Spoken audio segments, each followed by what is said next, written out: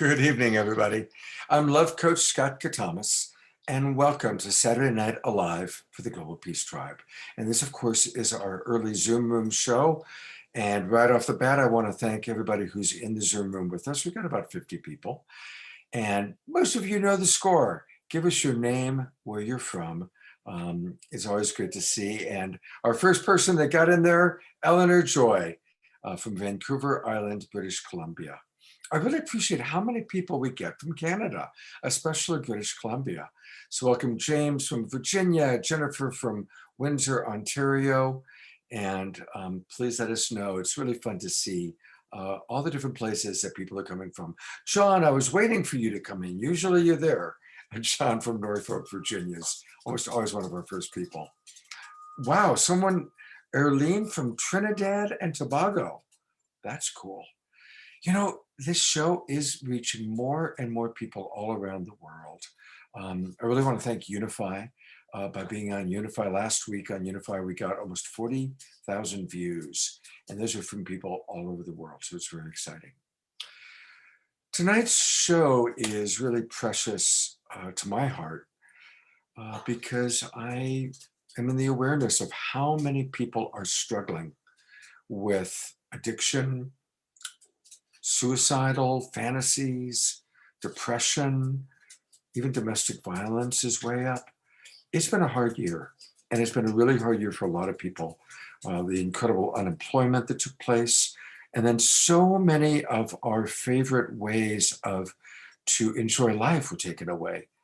Movies, sporting events, concerts, even church, festivals, conferences, and workshops, all these things that we love doing were shut down.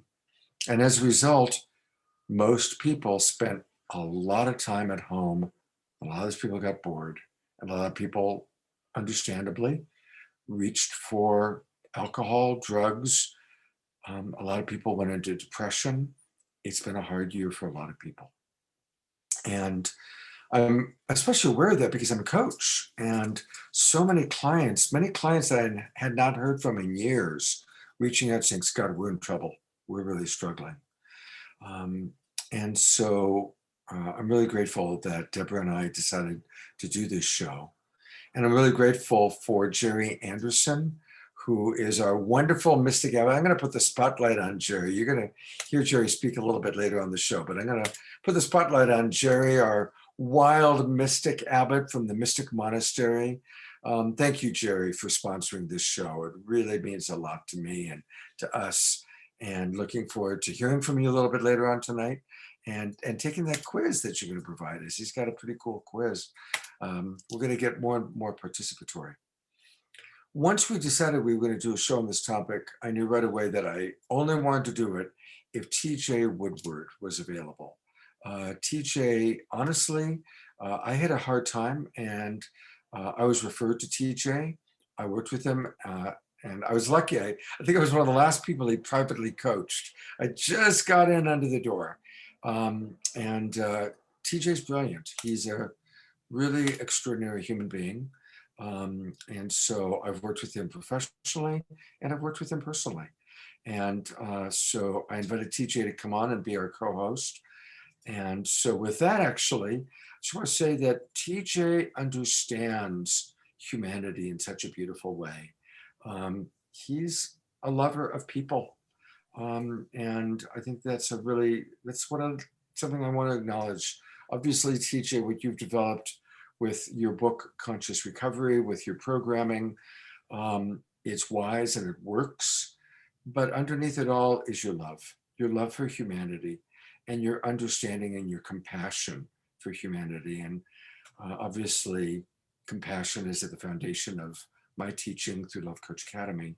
And it's clearly at the foundation, as I understand it, of Conscious Recovery. So welcome, TJ. Tell us a little bit about Conscious Recovery, and then I want you to introduce a couple of your cohorts in recovery that are with us tonight. Oh, thank you so much, Scott. And such a beautiful introduction. And it is true that compassion is the foundation of my life's work. And, I'm called to share in a really authentic way, I hope, exactly why that is true. When I was around 18 months sober, I got sober in 1986. And when I was around somewhere around 18 months to 2 years sober, I found myself feeling suicidal. And I got sober in a time and a place where people said, all you need to do is not drink and your life is a success. Go help someone else. And that sounded great, except why did I want to kill myself? And I met a woman who is was the embodiment and is her spirit is the embodiment of compassion, and that's Mary Helen Brownell. And she literally saved my life by helping me address the underlying root causes, but even more than that, reconnecting with my true nature. Later in the show, I'm going to talk more about conscious recovery, but the foundational principle is this place of wholeness that is in within each of us. And so often people who are suffering with an addiction, coming out of an addiction, are viewed as broken in some way. And certainly the clients I've worked with view themselves as broken. So I'm excited to talk more about conscious recovery later when we are in the show. But right now, I want to introduce two incredible people. And I'm going to start with introducing Roland Williams. Roland is someone who is just such an incredible person. I often joke and say he's like the Johnny Appleseed of treatment centers, because he's been part of planting these incredible seeds and starting treatment programs all over the Bay Area. He does incredible relapse prevention groups. But more than that, I've worked in this field of addiction treatment for 12 years, and there are people who really love the work. As a matter of fact, almost everyone I know working in the field loves the work. But then there are a few individuals that really embody the heart of it. And, Roland, Scott, you said that I helped you during a difficult time. And Roland, you were there for me at a time when I walked through a very difficult time about a decade ago. Your heart is in this in such a beautiful way. So thank you. I'm so grateful you're here with us this evening. Thanks, TJ. Much love. Thank you. And now AJ, wholehearted.org. So I met AJ multiple years ago, many years ago, and we were talking about his vision of bringing wholehearted.org into manifestation. And I'll let him talk about the vision for wholehearted.org, but it is a place where people can go, bottom line, to get help, to help them reconnect with their true nature, to work through mental health issues, to work through trauma. Trauma is a big focus. He's brought together thought leaders, Gabor Mate, Marianne Williamson, Roland Williams, Mark Lundholm. I have the honor of being one of those thought leaders on the platform. And we've created all kinds of amazing content. So AJ, welcome. Thank you. Do you want me to say something about it? Sure. Tell us why you started Wholehearted. I'd love to hear it. Uh, Meeting people like Roland and yourself and Gabor Mate, like you mentioned, they have such an important message, and it impacts so many people, but there always seem to be barriers between the message and where people are at on the margins. And Wholehearted is a resource where people can come together. Most of our content is free, and we have some content that's for sale. It has been the honor of my life to be able to work with people like TJ and Roland and help connect you with people that really need to hear your message. And I love being behind the camera. I'm uncomfortable being on the camera. This is my first time, but just thank you for letting me be part of, your wisdom and your mission to help people.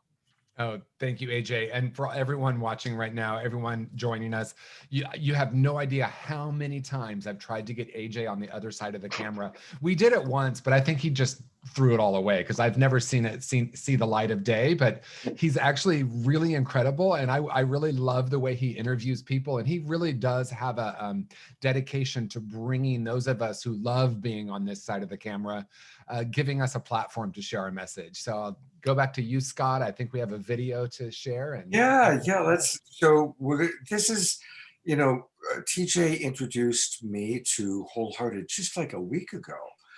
This has all happened very fast, and it's a beautiful evolution. We're really excited about a long-range partnership with Wholehearted and the wonderful people that Wholehearted has on kind of in their roster, if you will. So I'm going to play a video that I have not seen yet. that AJ just sent. It's hot off the press, at least for me to see. So here we go. And let me make sure that I've got my sound optimized. There we go, I did, okay. And oh, by the way, this is the website. Just want to let everybody know, if you go to wholehearted.org, that's their website. And that's where you'll learn. We're going to be hearing, from some of these amazing people.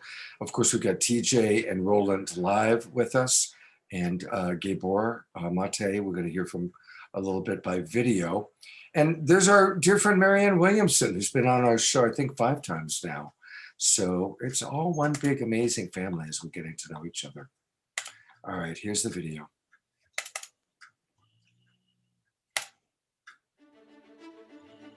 During this trying time, during this challenge we have, if you have a gift, you have to give.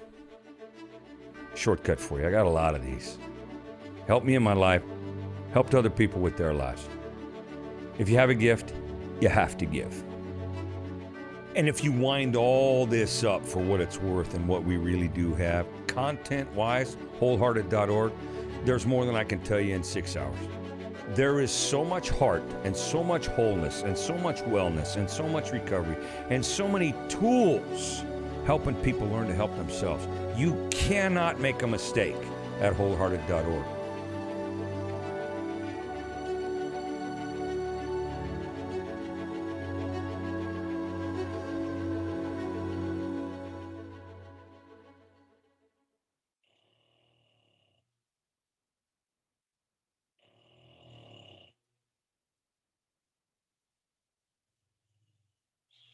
Why would a person push down their feelings? Because they're too painful. They're too much to bear. In other words, the pushing down of feelings becomes as a coping mechanism in an environment where you're not allowed to feel because your feelings threaten your attachments. Maybe it should occur to us that stress has something to do with the onset of these conditions. And that stress is not an individual problem. Stress is a social problem. Because here I am at 3 years old, filled with my effervescent beingness, so enthusiastic, so deeply okay with who and what I was. But what I didn't realize at that point was I was born into a world, a time and a place where not everyone was going to celebrate that effervescent self. Some of what happens in the world as a traumatic experience. But for me, anything other than being taught you are a whole and perfect spiritual being is actually a traumatic experience. Dysfunctional? Certainly. Yeah, I'm the oldest of 5 kids. In our house, ADD stood for all different dads. Yeah, my mom was a drinker. She was an alcoholic. My dad drank because he was married to my mom. He was an alcoholic with a reason. I drink to take the edge off. I drink to smooth out the rough edges. Dad wasn't an alcoholic. He was a circle. I'll tell you what I'm a believer in: shortcuts. Straighter route, more direct approach from here to hero, from wrong to strong, from now to wow. I'm the guy who does the funny so that we can get to the truth.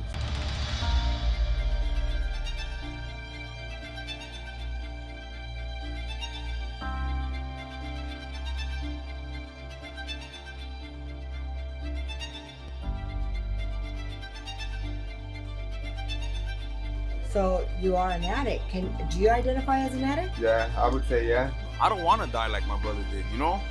I don't want to die as an addict. Because when I was looking in the mirror, I could no longer see myself. So thank you, Father Greg, for teaching us to embrace our pain, to comfort it, to soothe it, so that we can transform it. And I love you. Do you really think an addict or an alcoholic or a compulsive gambler or an overeater or somebody who's addicted to misery, do you really think they're not human? That you have to label them? There is no such thing as the other or them over there. It's all we. your actions follow your thinking. So you've got to have positive thinking, you've got to have a positive picture of who you are and where you want to be to get there. And then how are you going to get there? Yeah, what's the route? Which route do I take?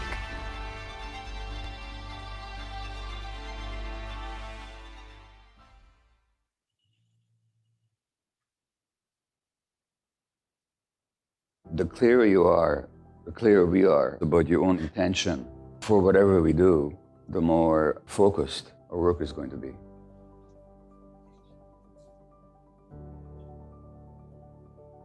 Now, those of you that have had significant recovery from addiction, what did you get back? You got back yourself. And what does that tell us? It means that your true self was never destroyed.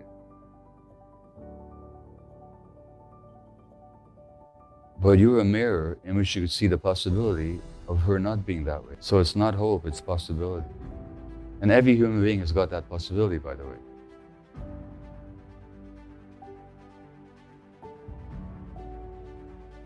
I love working for recovery audiences. It's a combination of rigid thinking and flimsy boundaries. I love heroin, but I know cigarettes are bad for you. We were given a humor muscle as a filter, a funnel. Humor does three things. It removes the shame. It lessens the threat of a topic. Hey, if we can laugh about it, maybe we can talk about it. And it's memorable. If we can laugh, we don't forget it, ever. When we are focusing on who and what we're in relationship with, we're missing the true nature, the true possibility that it really is an inside job. And as I shift the relationship I have with myself, I shift the relationships I have with the world. When I recognize that I am whole and perfect, I am not going to choose relationships that don't support that. We are storytelling creatures. Like fish live in the sea, we live in stories, the counts that we have of everything in our life. We could mindlessly allow our attention to fixate on that story that hurts us inside, not only mentally and emotionally, but physically too. Somewhere along the line, there was some sort of event, something that may have happened, and the person came to a conclusion, there's something wrong with me. That thought takes hold and begins to grow. Step one, I don't know. Step one says we were powerless over alcohol, drugs, people, places, things, codependency, relationships, food, finances, work, pride, control issues, etc., etc. Powerless. It doesn't say hopeless or worthless or useless. It says powerless, as in... What I did is I would smoke weed. It felt like almost 24/7. You know, I was either sober and miserable, or I was high and happy. The amygdala has a high concentration of CB1 receptors that respond to THC. It is the emotional center of the reward survival reinforcement pathway, also referred to as the addiction pathway. I would just smoke to like become myself again. Like my best friend, she told me like, you... Shopping, jogging, smoking, blogging, smoking while blogging and jogging. Nothing says immediate gratification like Facebook, yeah. Friend request, confirm. The opposite of a workaholic would be a golfer. Hit it, go get it. Golf's not a sport, it's an abusive relationship. People, for me, coffee's serious. I go into a Starbucks, give daddy what he needs, bean whore. Innovators, the people who have created something greater, they weren't necessarily functioning. You can't harm me. I have a thickening of the soul that's taken place from years of recovery, a lot of pain and scars, and a lot of healing behind those with great stories. Surprises people because we're such maniacs in our disease, they think that we don't have any feelings at all. But like you sober us up and we're really very sensitive people, okay? And then the other thing is that we're very intolerant of emotion. Our first instinct when we get an emotion is run! fun. But I'm not going to sit here and feel this. Are you crazy?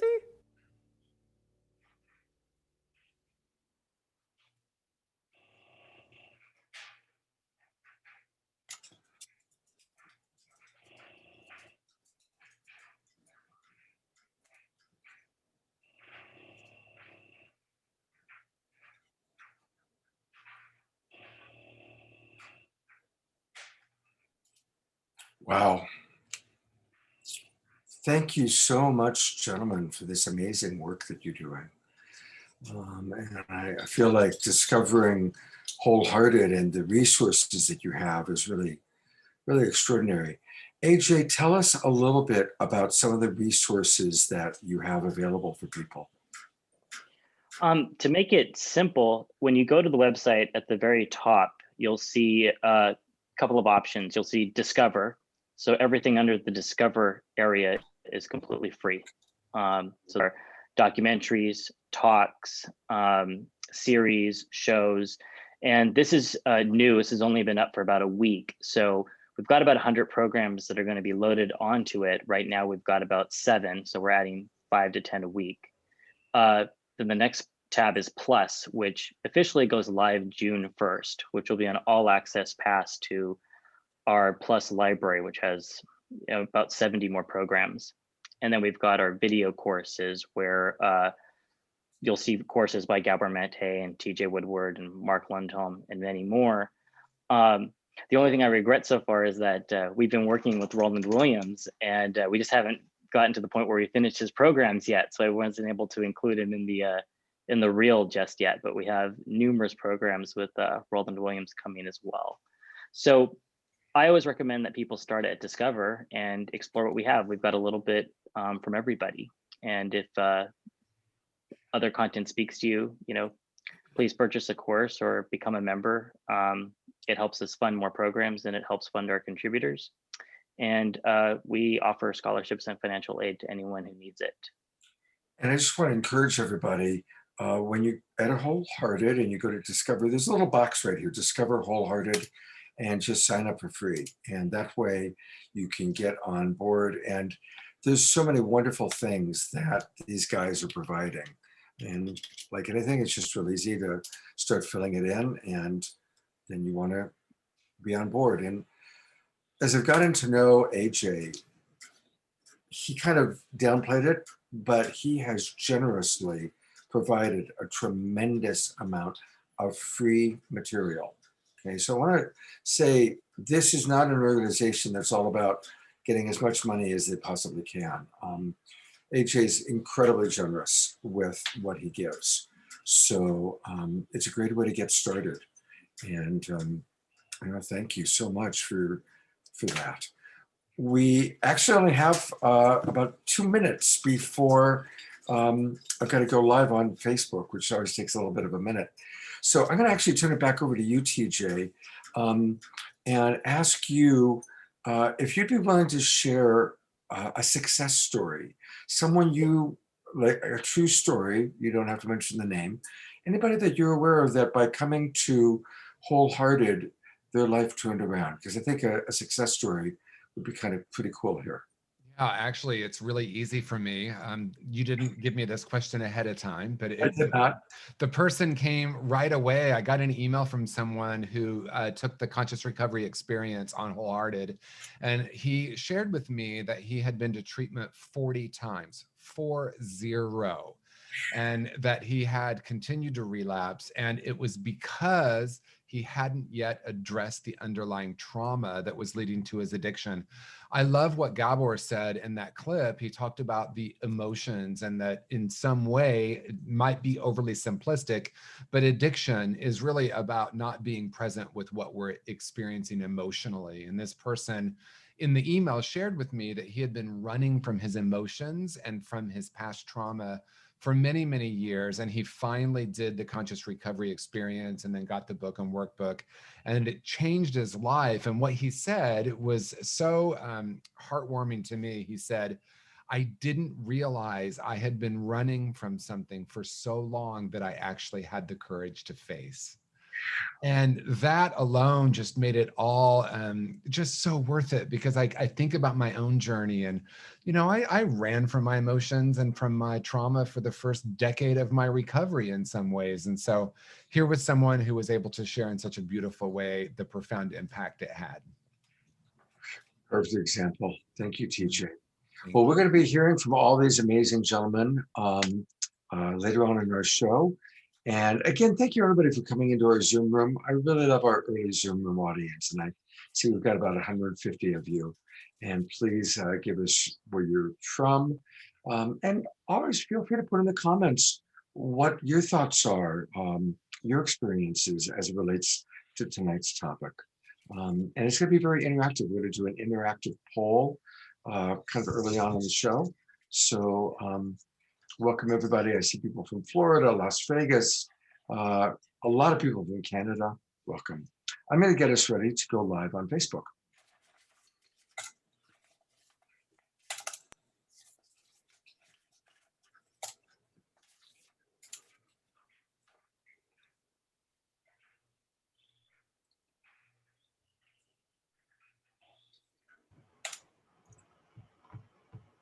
It's just a reminder to our panelists to make sure you're muted.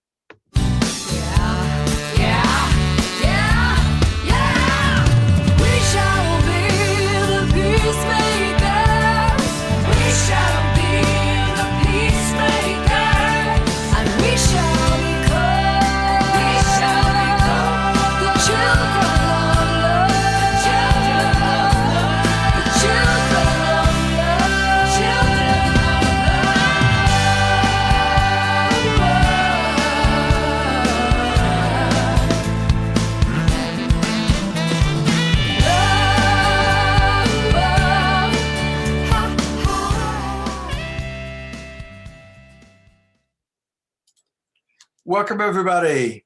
I'm Love Coach Scott Catamas. It is, of course, Saturday Night Alive for the Global Peace Tribe. That's all of you. And I want to acknowledge those of you who are watching live with us on Facebook. I want to acknowledge those of you that are in our Zoom room. And I want to acknowledge those of you who are watching this video recording. Maybe you're watching it tomorrow, next week, 5 years from now. Extraterrestrials watching it as they're trying to study what took place on Earth that changed everything, and it was Saturday Night Alive. However it is, welcome. You know, tonight's a really, really super important topic. We are dealing with the hardest things in life tonight. We're dealing with the challenges of addiction, depression, suicidal fantasies, and all of us have friends and family members that we know that have or are dealing with these things. And I want to acknowledge any of you in the audience, any of you listening to my voice right now that might be dealing with it either directly or through someone you care about. It's hard. It's hard. Roland, one of our speakers, and I were talking about that during our sound check today, just that we all agree, and one of the things I think you're going to see about tonight's presenters is that we all are very compassionate people, and we don't perceive that there's anything wrong fundamentally with anyone. What is true is life is hard. Life is hard, and it's a challenging time in the world. The pandemic has caused so many challenges, and so we're in the awareness that people are challenged.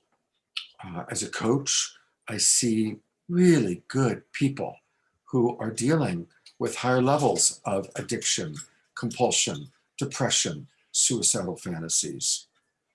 And so tonight, I'm so grateful for the people that are joining us. You're going to meet some of the most bright, light, wise human beings, and they're all lovers. They're all lovers of life. So no, this is not the Tantra Sacred Sexuality edition of Saturday Night Alive. It's the edition, though, where it's people that love life and love humanity and have dedicated their lives to helping to provide the tools, the resources we all need. All of us, every one of us, hits times where we're deeply in the shadow, where we're deeply challenged. And tonight you're going to learn some really wonderful resources. I'm going to put the spotlight on our sponsor for tonight's show. And this is our wonderful friend, Jerry Anderson, the Mystic Abbot, the Wild Abbot from Mystic Monastery. Jerry, thank you so much for your dedication to life. You are exactly what I was just describing. You are a lover of life, a lover of people. And I love your compassion and I love your care. Thank you so much for sponsoring tonight's show. My joy to serve. Oh, thank you. And we're going to hear a lot from Jerry a little bit very, very soon, actually. Jerry's going to provide a quiz for all of us to take. I also want to acknowledge always our wonderful executive producer, Jay Mayer. Jay is in Hawaii, but he still is joining us. So thank you, Jay, for being with us. And thank you for all that you provide, again, along with our wonderful producer, Jan. I'm putting Jan here. Jay and Jan always now provide beautiful videos and support. Even when it's not a show that they're directly producing, they still provide wonderful support. So thank you very much, Jay and Jan, for being with us. Love you both so much. And I want to acknowledge those of you who are watching on Facebook or on our YouTube channels. Look, come join us. Come on into the Zoom room. It's really easy. All you got to do is go to globalpeacetribe.com, www.globalpeacetribe.com, and register. It takes about a minute. And there's a lot of advantages to registering. You obviously will get your email. We keep it to ourselves. We don't give it out to anybody else. But you'll get a couple of notifications from us. On Monday, you'll get a notification that gives you the link to the YouTube channel that we have where all of our previous shows live, including tonight's show. So that way you can go back, you can watch it again, you can share it with friends. Maybe you're only going to get a chance to see part of the show. You want to come back and see the rest of it. So it's really helpful. Also, you will then get emails when we have special events, and we have really cool special events. You'll hear about a couple of them tonight. And Deborah and I are always planning new special events. We just planned a new one tonight, which we're not going to announce until next week. So, but you want to be on that list so you know what's going on. So come join us, globalpeacetribe.com, so that you can be part of this family, because we truly are an incredible, ever-growing global community of like-minded souls. I like to think that we are the imaginal selves. There is an old paradigm dying.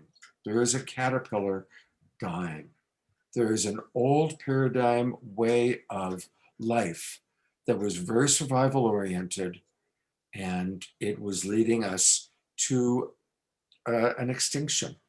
And through coming together, through learning the tools that we're going to learn tonight from wholehearted.org and TJ and Roland and Jerry and all of the wonderful people that we've got with us, we come together, we learn, and we grow together. We are the imaginal selves. And as we find each other, that's how we become the butterfly, the new paradigm.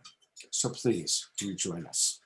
I also want to say that in addition to some really important tools, we've got great music. When I was listening to the music during the sound and lighting checks, I got all lit up. So we've got great music. And we also got some really fun comedy with that crazy, wild, and wise Russell Brand. So it's going to be great tools. It's going to be some comedy. It's going to be a lot of wisdom and some great music. And to tell us more about it, here is my co-host and my partner, Deborah Giusti. Thank you, Scott, and welcome everyone to, yes, what is going to be a very special show tonight as we dive deep into a very important topic.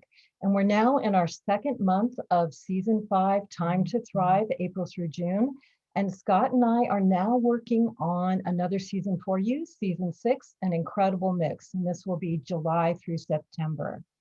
And thank you so much for all your donations when you register for the Zoom link. This really helps us produce a show for you. And another way to donate is through our GoFundMe. So thank you so much for all your donations. It helps us produce incredible shows for you like this week after week, every Saturday night.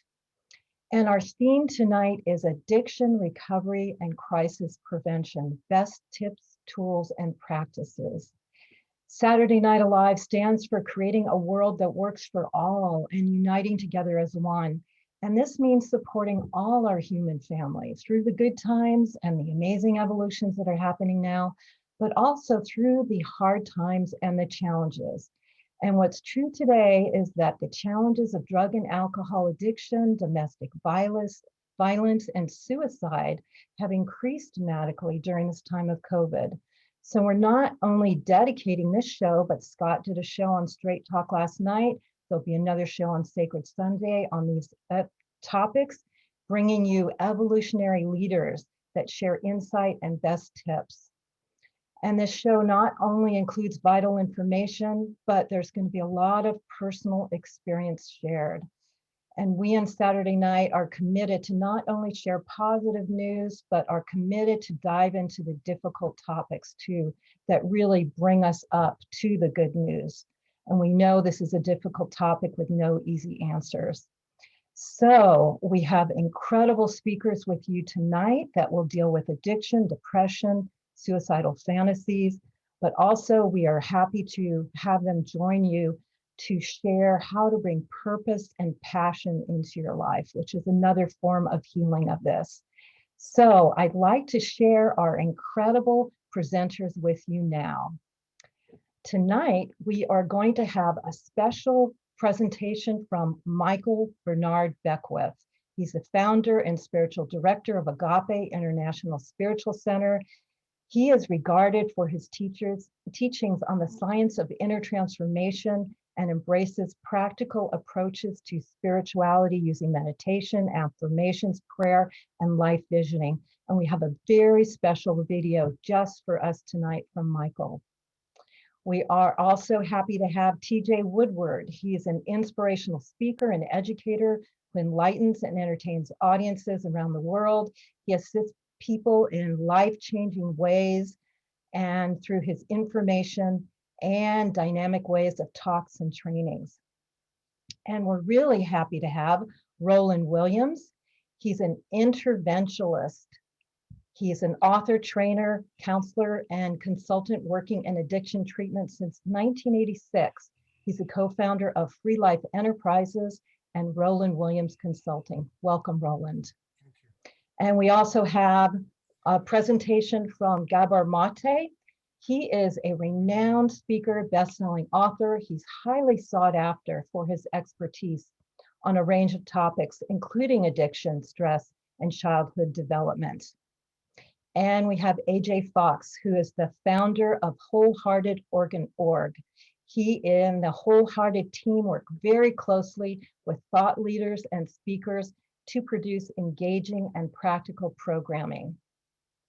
We also have Ann Rogers. Ann discovered a new treatment that has great success in helping people deal with addiction, and brought protocols for IV NAD therapy to Mexico treatment in 2021 and has been working with this strategy since that helps with brain restoration and a quicker, more efficient detox. Welcome, Ann.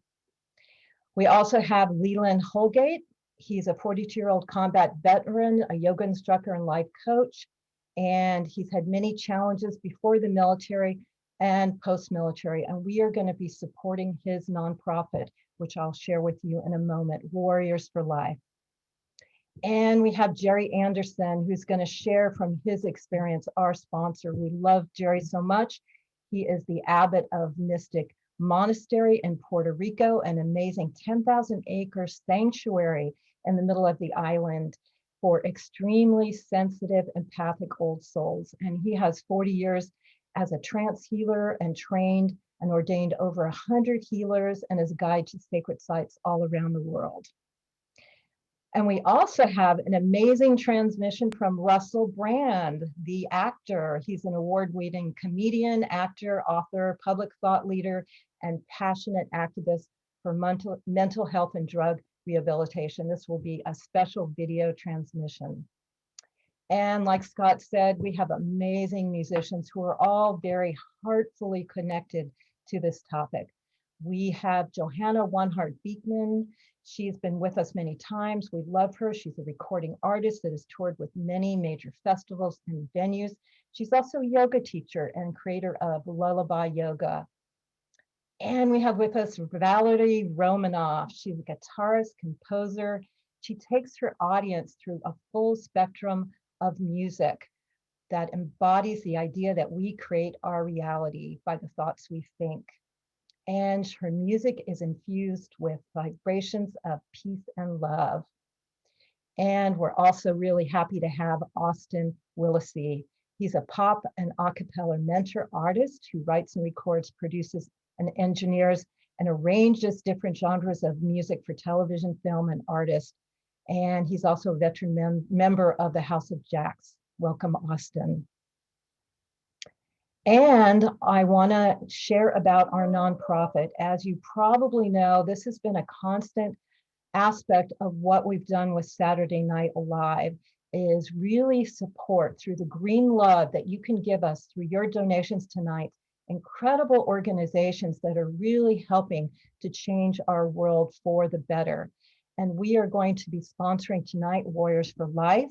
So we ask you to please donate tonight. This supports our military, our nation's heroes, with programs that help them cope with unique challenges that they have come through with going through combat, extended deployments, disabilities, and the long-lasting effects of war. And these are holistic health programs, such as self-regulation, yoga, meditation, and somatic-based therapies. So I'm going to post that link in the chat room, and we'd love your donations. We've generated about $90,000 in the last year that we've been able to give out to these organizations. And we'd love to be able to share a big chunk of your green love tonight with that organization. And we'll share more about it next. And as always, we start with music, because music brings us in our heart and raises the frequency. And definitely we are going to do that tonight with an incredible musician, Austin Willisey. Again, he's a pop and a cappella mentor artist. He's the co-artistic director of Thrive Choir. And for the past year, he's been the director of Dawn Youth and Arts, an award-winning teen a cappella group. He's also the co-founder of Raise Your Voice in Labs and Creative Consult, which is a creative culture transformational company that helps groups employ new visions of community through music. And mostly we chose him because we knew he could set the tone, open up our heart, and raise the vibration to get us going forward with this incredible show tonight. So welcome, Austin. Thank you much for joining us, and take it away. My pleasure. I'm so honored to be here tonight and to get to set the tone. So what I would like to do, because all of us have voices, I want to invite everybody to sing with me. And it's on a song that you don't know. There are two words that you need to know to sing along with me. One is the word you. The other is the word me. In the first chorus, you will simply sing the word you a couple times. It'll go like this. You, ooh, you, ooh, you. And then the second chorus is just me. Me, me, me.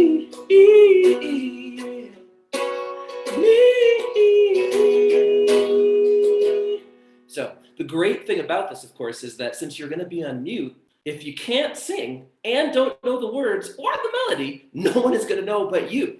So please sing along with abandon. The song is called There's Enough Love Left. It is a song that I wrote for a friend and also for myself, a reminder that there is an abundant well of love that I can tap into. I need to try and find it within myself, and it is there for me. And it is also an offering tonight. So I'll do the heavy lifting. I'll try and let you know when you're supposed to sing your parts. Here we go.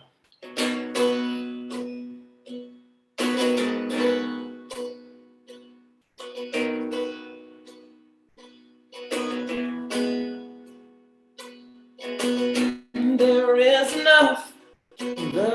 enough for you. And there is nothing so wrong you could ever do to make me stray too far away, to make it back to you, 'cause I know you're worthy. There's enough love left for your worst and best. And with every breath, I know you're blessed, 'cause there's enough for you, for you, for you, for you, for you.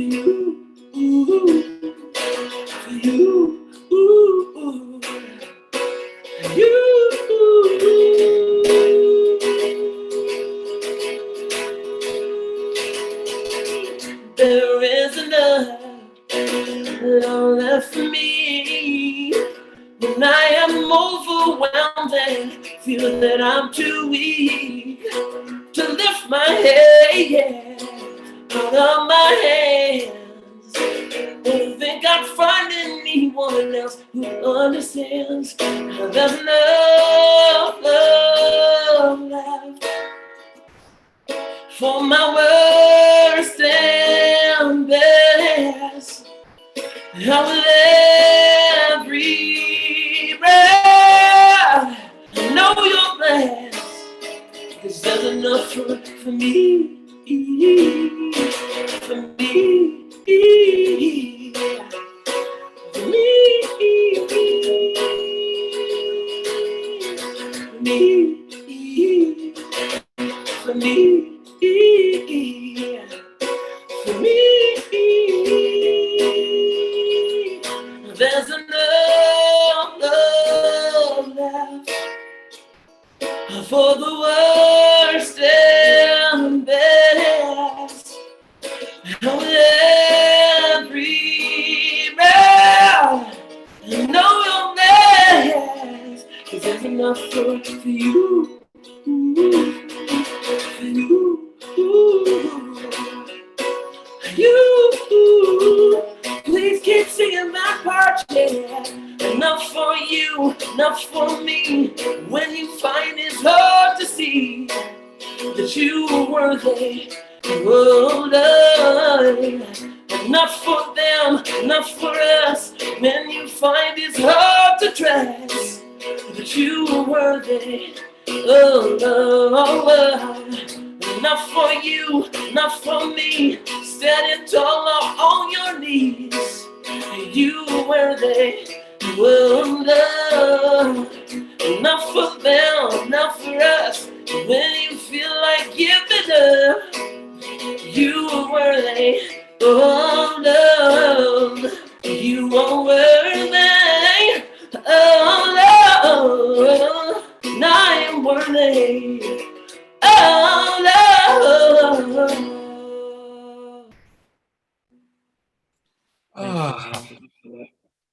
Wow. I'm going to go to gallery view for a moment just to see everybody twinkling and appreciating that really beautiful spirit and that just wonderful way to get us started, Austin. Thank you. Thank you so much. And I want to let people know that you can get more of Austin. You know, it's just a little homeopathic dose with one song. But if you go to austinwillacy.com, that's his name, AustinWillacy.com, austinwillacy.com. Austin, tell us a little bit about We Are One Love. We're One Love is a song that I wrote with a dear friend, Patricia Bahia, who we met at the Positive Music Awards a few years ago.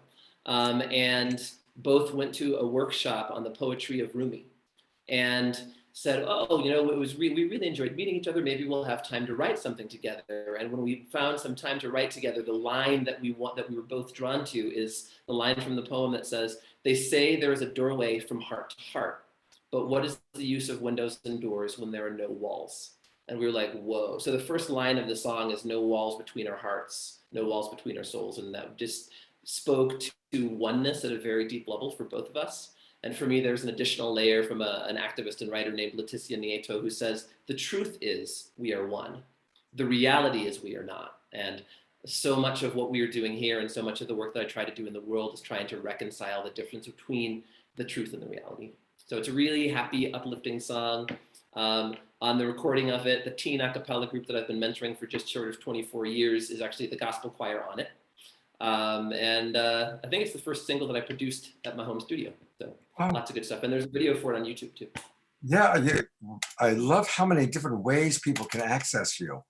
Spotify, YouTube, Apple Music, iTunes Store, and so it goes. So definitely go to austinwillisey.com, everybody. And we're going to actually have an after show tonight. And Austin is giving us his blessing to play that video during the after show. So Yes. thank you, Austin. And Much I sure pleasure. hope you'll come back and be on our show again sometime soon. I would absolutely love that. All right. Well, thank you for being with us. I know you're traveling. So God's blessings. Take care, brother. Okay, thank you. I get to bring back on board someone who we met through Global Peace Tribe. You know, you'll see later on in the show, we'll give you an opportunity to volunteer to connect with us. Well, one of the people who offered to volunteer was this incredible man, Jerry Anderson. And he said, I love your work. I've been watching your show.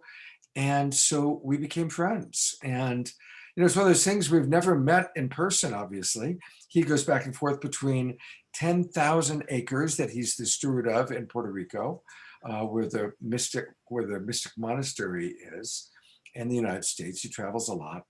But you always see him no matter where he is, even if he's in an airport terminal. He's with us, moving and grooving to the music and dancing with us. And he has generously agreed to provide support for this show. So you've seen him dance, and now you get to hear him speak. Jerry Anderson. Thank you, Scott. It's such a pleasure to share with the whole audience around the world our Saturday night church service together.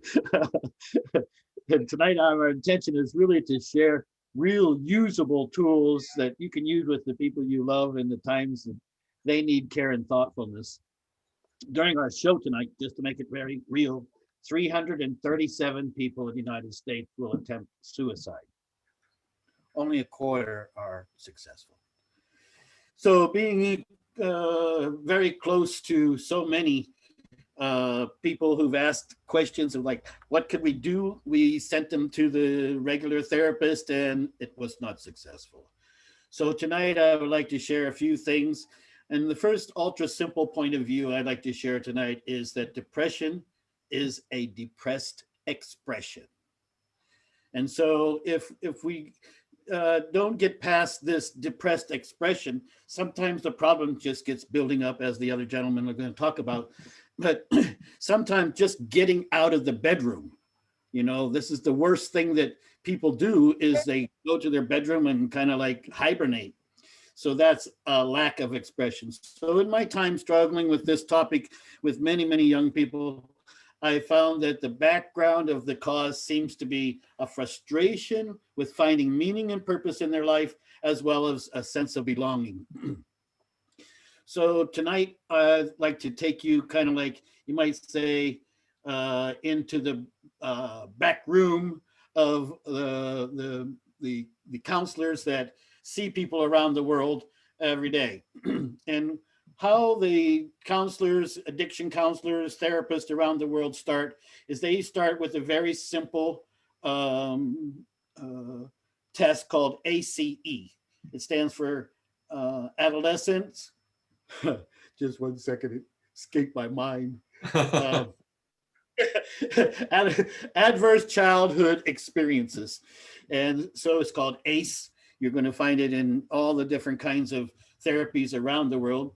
And it literally determines how many sessions a person's going to require for their counseling addiction sessions. So tonight, I suggest that we all get a paper and pencil. You just need to make a little tally mark, one mark, mark, mark. as we go, there's only going to be 10 simple yes/no questions on this. Let me see if I can do and let me kind of give people a way we're going to do it. I want to acknowledge that as we ask these questions, and I've put them in the form of a poll. So we're going to go through and you'll actually be able to answer online. It's anonymous. We're not going to be able to track you, but it'll give us a chance to see how each of you feel. And so as he brings up the question, I'm also going to bring it up as a poll where we can participate.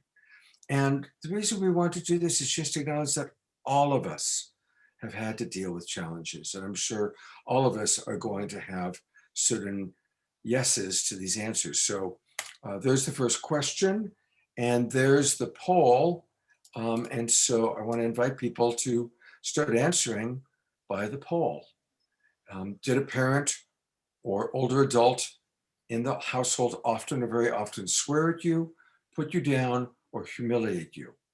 Did they act in a way that made you afraid that you might be physically hurt? So we'll just take a moment to give everybody a chance to answer. And thank you everybody for sharing your answer. And yeah, so already on this one, Jerry, we're at about 60, a little over 60% of our participants had that experience. Mm-hmm.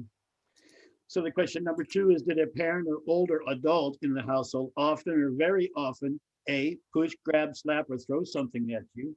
Or did they ever hit you so hard that you had a mark or an injury? And if you would, again, submit your answer. This will make a little more apparent in a moment what we uncover with this. So in this one, Jerry, we're at about 30% yes and about 70% no. Okay. We'll see how that compares to the average on the chart just in a minute. No. Number 3, did an adult or a person at least 5 years older than you ever touch, fondle you, pull it over top of it, fondle you or have you touch their body in a sexual way, or B, attempt or actually have oral, anal, or vaginal intercourse with you? And I want to again remind everybody that this is anonymous. We have no way of tracking your answers other than just noticing who's saying yes and who's saying no. And again, just isn't that something that about a third of our audience had this experience? And it's just, just opening our hearts and acknowledging with compassion how challenging. Yes. Thank you, everybody. The 4th question is, before your 18th birthday, did you often or very often feel that no one in your family loved you, thought you were important or special, or your family did not look out for you, each other, or feel close to each other or support each other? That's if you didn't. Yeah. And again, about 60% are saying yes, between 56 and 60%. Number 5, before your 18th birthday, did you often feel that you didn't have enough to eat, had to wear dirty clothes, or no one there to protect you? Or your parents were too drunk, too high to take care of you or take you to the doctor if needed?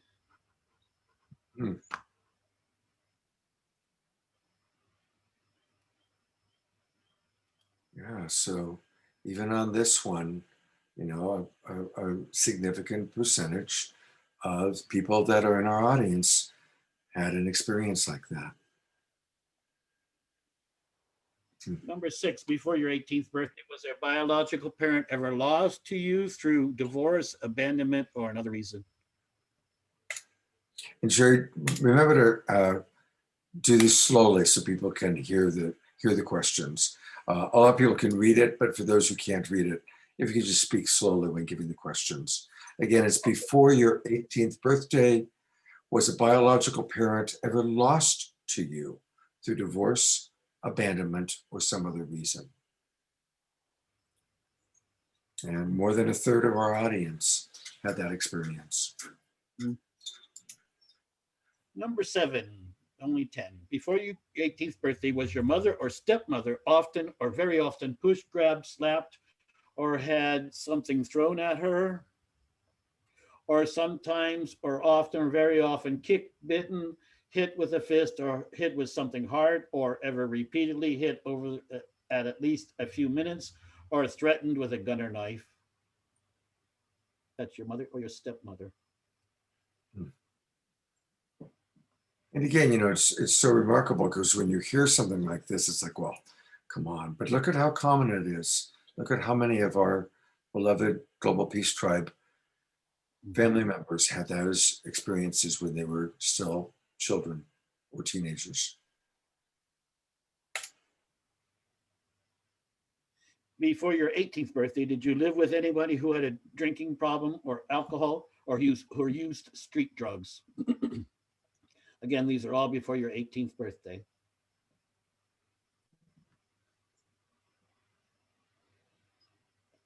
Number 9, before your 18th birthday, was a household member depressed or mentally ill, or did a household member attempt a suicide?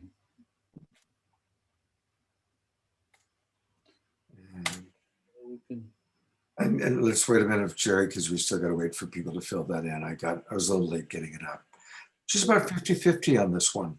About half of our audience. I'm really appreciating how many of you are responding. We're getting about 170 of you are responding to each of these questions. And I recognize a lot of you are watching on cell phones or whatever, but thank you so much for your participation. Okay, Jerry, go ahead. Before your 18th birthday, did a household member go to prison?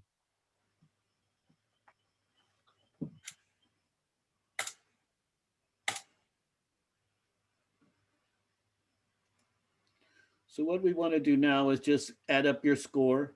How many ACE yeses did you have? And every soul is unique and reacts to stresses very differently. If a soul can forgive and grow from the experience without bitterness, that's the key. And the ACE points do not affect the soul the same. So we can compare our statistics that we just took from the poll, that in general, the response here is about 36% had a, we can see here now, 61% of our audience had a score there. On the yes, on the first question, 61%. So here's kind of how it all fits together. Across the bottom here, you can see ACE scores, 0 through 4 plus. Here you can see you can't read it too good, but with a lifetime history of depression. So you can see people with a score over, women especially, a score over 4 are 60 or close to 60% going to have a lifetime experience of depression. Men seem to not have so much, but you can see it directly correlates to ACE. Here's another chart that's kind of complicated, but what it is each of these 3 here represent one of these bad health days, physical days, or limitation days. So you can see these in a month. You can see that these 4 plus scores are up at 6 a day. That means 18 days a month. They're not having quality of life. Here's the suicide attempts, 0 to 4. You can see almost 20% have attempted a suicide in the 4 plus group. Here's the problem with domestic violence here in men and in women. Here's the scores across the bottom, and this is the percent of perpetuating domestic violence. Here's smoking in adults. You can see again, 0 is at about 6%, where we go up to over 16% in the 6 more plus category. Here's intravenous drug use with the ACE scores. 3.5% of the 4 plus are using, and this is interesting with COPD. Here's your scores across the bottom, 0, 1, 2, 3, and 4 plus. Almost 17% COPD in the high score group. So that's the end of what I had for tonight. A couple of things I wanted to say was that if you want a shortcut, here is the shortcut to all psychological problems. The shortcut is to be in the present moment. In the present moment, there's not the things of the past called regret, guilt, sorrow, etc. And in the future, where we find fear, anxiety, worry, in the present, none of those exist.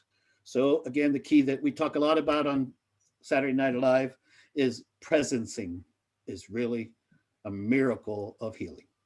Other thing I'll say about the healing process is it always starts with forgiveness. Either forgiving somebody, yourself, whatever the situation is, but healing always starts with forgiveness. And the Mystic Monastery is intentionally a sanctuary, a refuge for highly sensitive, empathic old souls, what we're calling the imaginary selves. Thank you for this show. It's a blessing to our world. Thank you so much, Jerry. We love you very, very much. And I want to let people know that to learn more about Jerry and to connect with us, please join Jerry and myself tomorrow morning for our Sacred Sunday show. And we're also going to have Johanna One Heart, one of our amazing musicians, who's going to play shortly, and Leland, who you're just about to meet. And so tomorrow morning, we're going to have a special edition of Sacred Sunday, where we're going to actually answer your questions, go more in depth, offer more significant tools. You know, again, on Saturday Night Live, we only have so much time, and these topics are so incredibly important.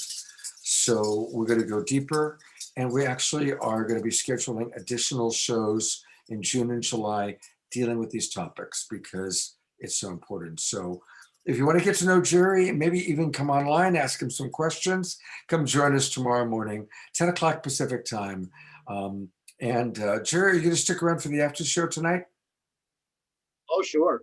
Okay. Sure.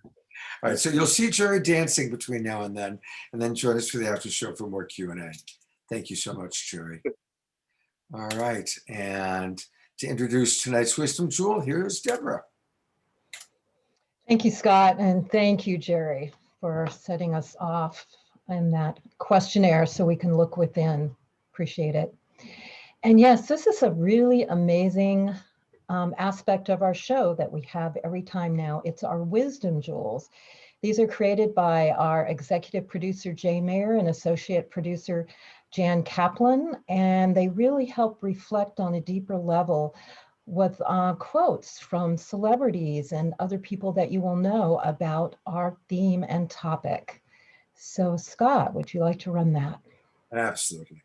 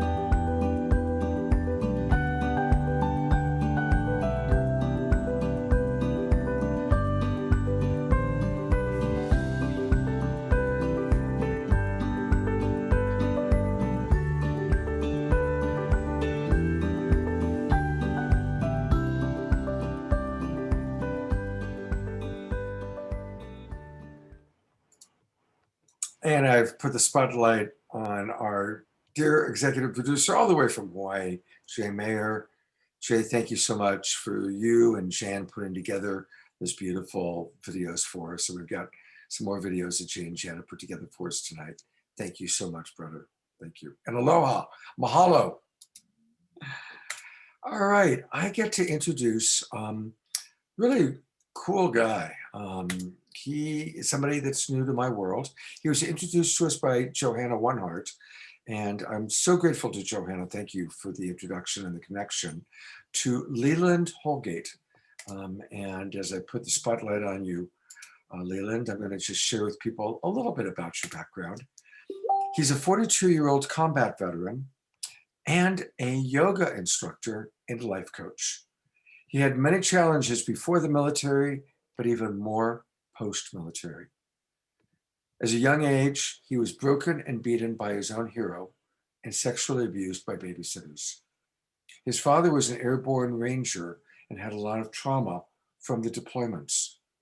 At the age of 17, Leland joined the Air Force as a C-130 loadmaster, and he headed out on his own. After his SER training and weapons training, he was part of the most deployed squadron in the world. After his last deployment, he suffered a neck injury that left him as a quadriplegic. But his physical therapist was a yogi, and through yoga, he helped to learn how to get back on his feet, moving within 13 months. The years that followed, he overcame the challenges of drug addiction, alcoholism, cancer, until he finally found his calling as a yoga instructor. However, Leland's challenges continued when his father committed suicide in 2016. And that led Leland to start this nonprofit organization, helping our warriors to find balance and purpose in life, using somatic-based therapy, helping those warriors. What a powerful life's journey you've been on, Leland. And I'm really grateful to have you on our show. Welcome. Thank you. Thank you. Yeah, it's an honor to be here. The work that I do is the most fulfilling work that I've ever done in my life.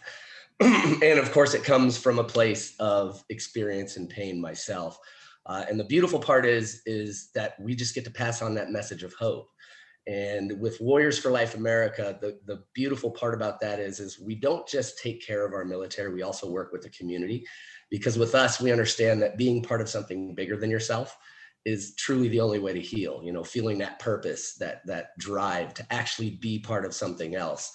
And we work really, really hand in hand with the community.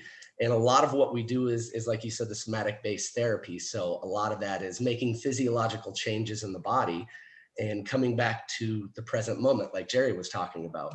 And with yoga, breath is presence. So a lot of what we do is breath work, as well as the somatic-based therapy. And then we have our life coaching side as well. So we work all of our veterans and the community through 8-week programs. We have a 6-month program, and all of it is centered around yoga, meditation, breath work, the somatic-based therapies that we all do, which make those changes to the autonomic nervous system. And with the autonomic nervous system, you know, that runs everything and regulates everything inside of the body, and also controls our fight and flight and freeze response. So we noticed that doing a lot of this bottom-up work and making these biochemical shifts in the body by lowering your cortisol and adrenaline, which is your stress hormone, and simultaneously rising those happy hormones like your oxytocin and dopamine and serotonin, will actually make that shift for yourself and bring you back into the present moment. So I'm actually going to run everybody through just about a 5-minute practice, just to give you an example for yourself. And if you ever want to check out any of these resources, right now we're in the process of building our library. We have our YouTube channel, Warriors for Life America, where we have yoga, breathing exercises, fitness, and something called the midday reset, which is what we're going to go through right now. So you'll get to experience just that biochemical shift in such a short amount of time.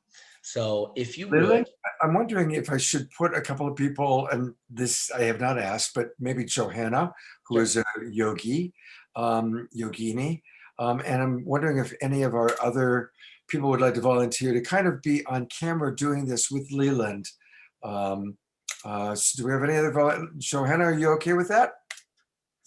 Sure. All right. Awesome. Turn my Always reverb helpful to down see other people doing it. Do we have any other volunteers that would like to be on camera doing this? Deborah Giusti. All right. Thank you, Deborah.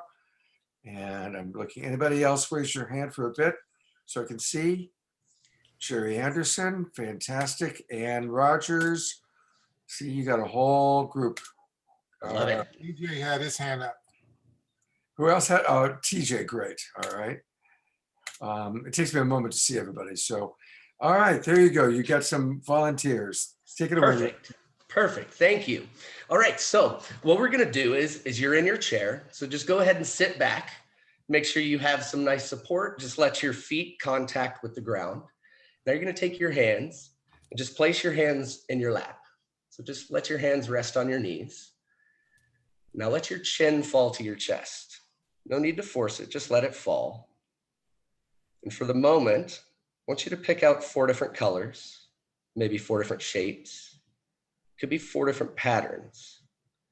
Maybe the color of your chair, the patterns on your clothing, maybe the color of your clothing, or the shapes. Anything to bring yourself into this moment here and now. And as you're looking down, you're sending that signal to your brain, all is well, I am safe, I am right where I should be. Notice all those points by which you're supported, your sitting bones connected to the chair, your feet supported by the ground, your legs supported by the chair. All those points which you're touching and contacting the ground. This helps bring you further into this moment here and now. Now start to pull your belly button in toward your spine and really engage the lower intrinsic muscles by restricting the flow of urine. Pull everything in and up. Keep everything engaged. You start to feel that center of your body heating up. It's your internal core temperature, that internal furnace firing up. This helps pull all that mind chatter down away from the brain where it can be burned up and used for fuel. Keep everything engaged, pull everything in and up. And very slowly start to release. And now with a 3-part breath filling from the bottom all the way up to the top. As you inhale, big belly, into your chest, into the back of your eyes. Exhale through your chest. Press your belly button to your spine. Inhale, big belly, into your chest, washing around behind your eyes. Exhale through your chest. Press your belly button to your spine. Inhale, big belly, into your chest, cleansing behind your eyes. Exhale through your chest and press your belly button to your spine. Come back to your normal organic breath. Just notice the state of the body, your forehead and jaw released, shoulders away from your ears, your hands just gently lying on your knees. On your next inhale, take your right ear to your right shoulder, head rolls back. Exhale, left ear, left shoulder, chin to your chest. Inhale, right ear, right shoulder. Continue to roll around and link your breath to your motion here. Work at a pace that works for you. And allow that popping and cracking to just release all that nitrogen from in between the joints. That's that old stagnant energy being cleaned out. Roll around one more time. Let your chin fall to your chest. Give yourself a moment of pause here. Now on your next inhale, left ear to left shoulder, head rolls back. Exhale, right ear, right shoulder, chin to your chest. Inhale, left ear, left shoulder. Continue to roll around again. Link your breath to your movement and move at that pace that works for you.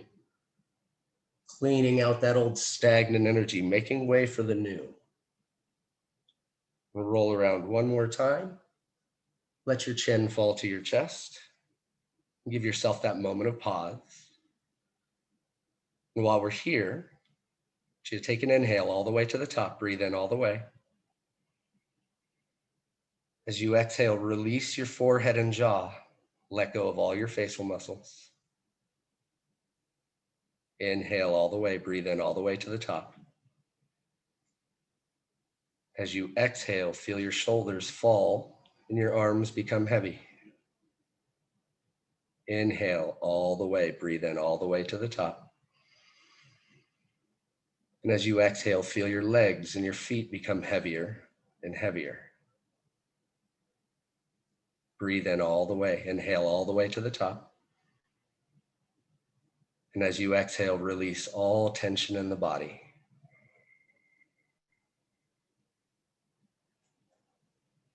You start to think of everything that you're thankful for in your life. This could be the simple things, the air that you breathe, the water that you have available, maybe your friends and family, or the ability to walk. And as you move forward from this practice, just continue to run that gratitude slideshow behind your eyes and remind yourself through the whole day of all those things that put a smile on your heart and on your face.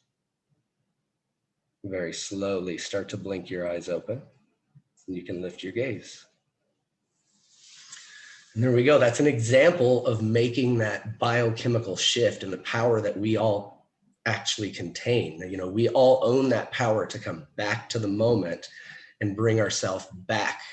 So it's something that we love to work with. It's an honor to be here with you guys. And if anybody would like more of that as a resource, we have that on our YouTube channel. And please feel free to reach out to us. Well, thank you. And I want to have you, while you're still with us, well, you're going to be with us for all night, but I'll be here. Yeah.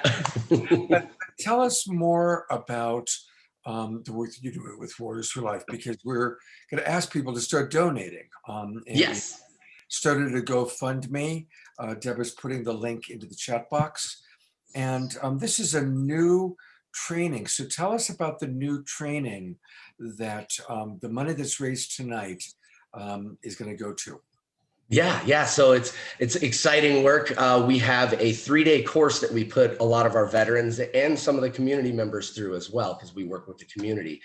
So through this 3-day program with the resilience training, we make sure that we include a lot of logical science as well, make sure that everybody understands what the limbic system is and how the body responds to trauma, ways to release that trauma.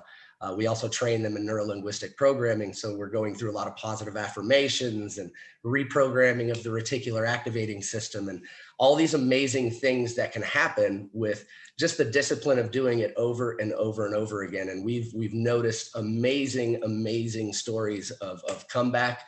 And also we have a lot of our veterans now that come through the program that actually want to teach. They want to become a coach. And they want to take it out there and train their brothers and sisters in the community on the ways that you can heal and release that trauma from the body. So this program it's something that like really fills my heart, and you should see the camaraderie that happens in this. You know, there's a lot of things, of course, that we all don't process. And when you go through this 3-day course that we put everybody through, you come to know yourself in such a different light, and then you see that in other people as well. So it really strengthens their resolve and brings purpose back to their life in a big way. So I want to thank you so much for having us on and including us in this amazing movement. And we're really excited to be here with you guys. No, thank you. So I'm going to show 2 websites to learn about the overall organization. It's warriorsforlifeamerica.org. warriorsforlifeamerica.org. And the new GoFundMe for this new program that they started is going into the chat box. But you could also just go to GoFundMe and type in Warrior Resilience Training, or use the link that Deborah Juicy is putting in. And I want to acknowledge that both Debbie Johnston and I were the first people to donate just a little bit to get this going. Thank you, Debbie, by the way. I noticed that you did that. So everybody, please come on in. And as we always do on the show, I'm going to share with people thank yous. And I will acknowledge those of you who've donated. And of course, if you want to donate anonymously, then that's great too. But it's also fun to acknowledge our Global Peace Tribe members that are donating. So thank you so much. And let's really be generous. I mean, let's think about this for a moment. What it's like for someone who joins the military, want to be of service to their country, and all that they go through. And they come back home, and there's just probably for most of it, unless we've gone through it, unimaginable what it's like to have been over there, to experience whatever you've experienced, and then come back here. And so, and I think Leland is an amazing example because he's gone through it. And on both levels, you know, the understanding of being in the military yourself, knowing those challenges, losing your father, an airborne ranger to suicide. But then also on a personal level, having yoga take you from, I can only imagine the despair when you were a quadriplegic, the horror of that, and to find the way out through yoga. What a life journey you've had, man. Wow. Thank you. Thank you. I appreciate you. Yeah, well, it's good to have you as part of our family here. Amen. I'm glad to be here. And speaking of family, here's our big mama, the mama of our family. Here's Deborah to introduce our next performer. Thank you. Amazing, Leland. Thank you so much. And yes, we're going to raise the energy again with music. Again, like Scott said, we have great musical performers tonight. And tonight, right now, we are going to have Valerie Romanoff. She is a guitarist, composer, and she takes her audience through a full spectrum of music, and I would say very conscious music. She embodies chill for music activation, thrill for music celebration, and still for music meditation. And her music is infused with the vibrations of peace and love. She's co-founded the world-renowned Starlight Orchestra, and she's won awards for Healing Music Volume 2, Best Meditation Music, and Best World Fusion Album. And she is fabulous and has a lot of energy, and she's very passionate about this topic as well. So that's why we invited her on. So welcome, Valerie. So great to have you with us again. Thank you. Thank you so much. And it's incredible to be here. And it's so synchronistic that Johanna is here too, because Johanna and I have created a lot of music together, which we're going to get to that in a little while. I am going to, when Scott first told me what the topic was, I thought it was so wonderful. And there's so many areas of focus that we could talk about, that people are going to talk about. There's, you know, the compassion and the meditation and mindfulness and manifesting practices. But the one piece that really stood out for me was thinking about the kindness and the love that we can show ourselves, and that we show our own inner child and the person that we are. You know, we freely give love to so many people, and sometimes rarely ourselves. So music has vibrations and is an amplifier and a conductor. So some of these thoughts are in the music. So I'm going to do a little variety of pieces to share that vibration with you.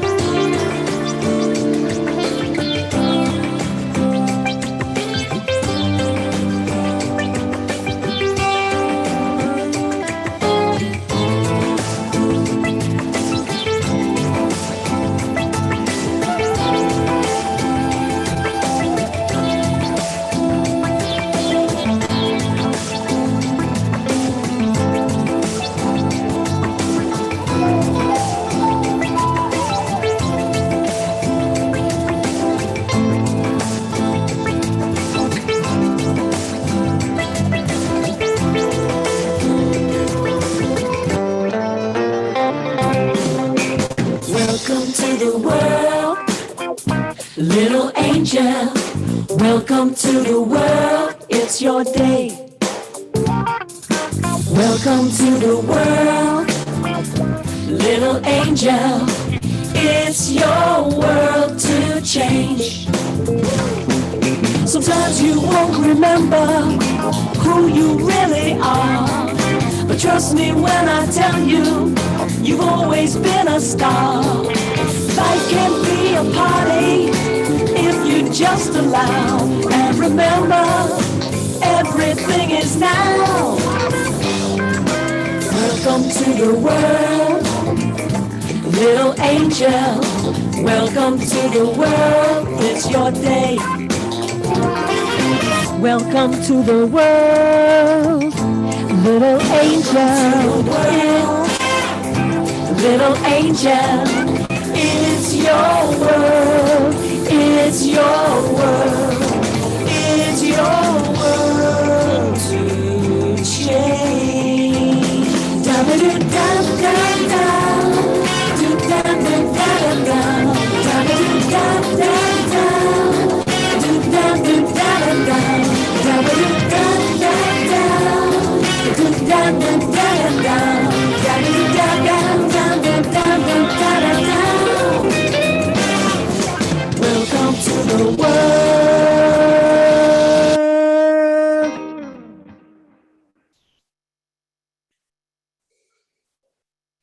That's so much fun, Valerie. You just are fantastic. Absolutely fantastic.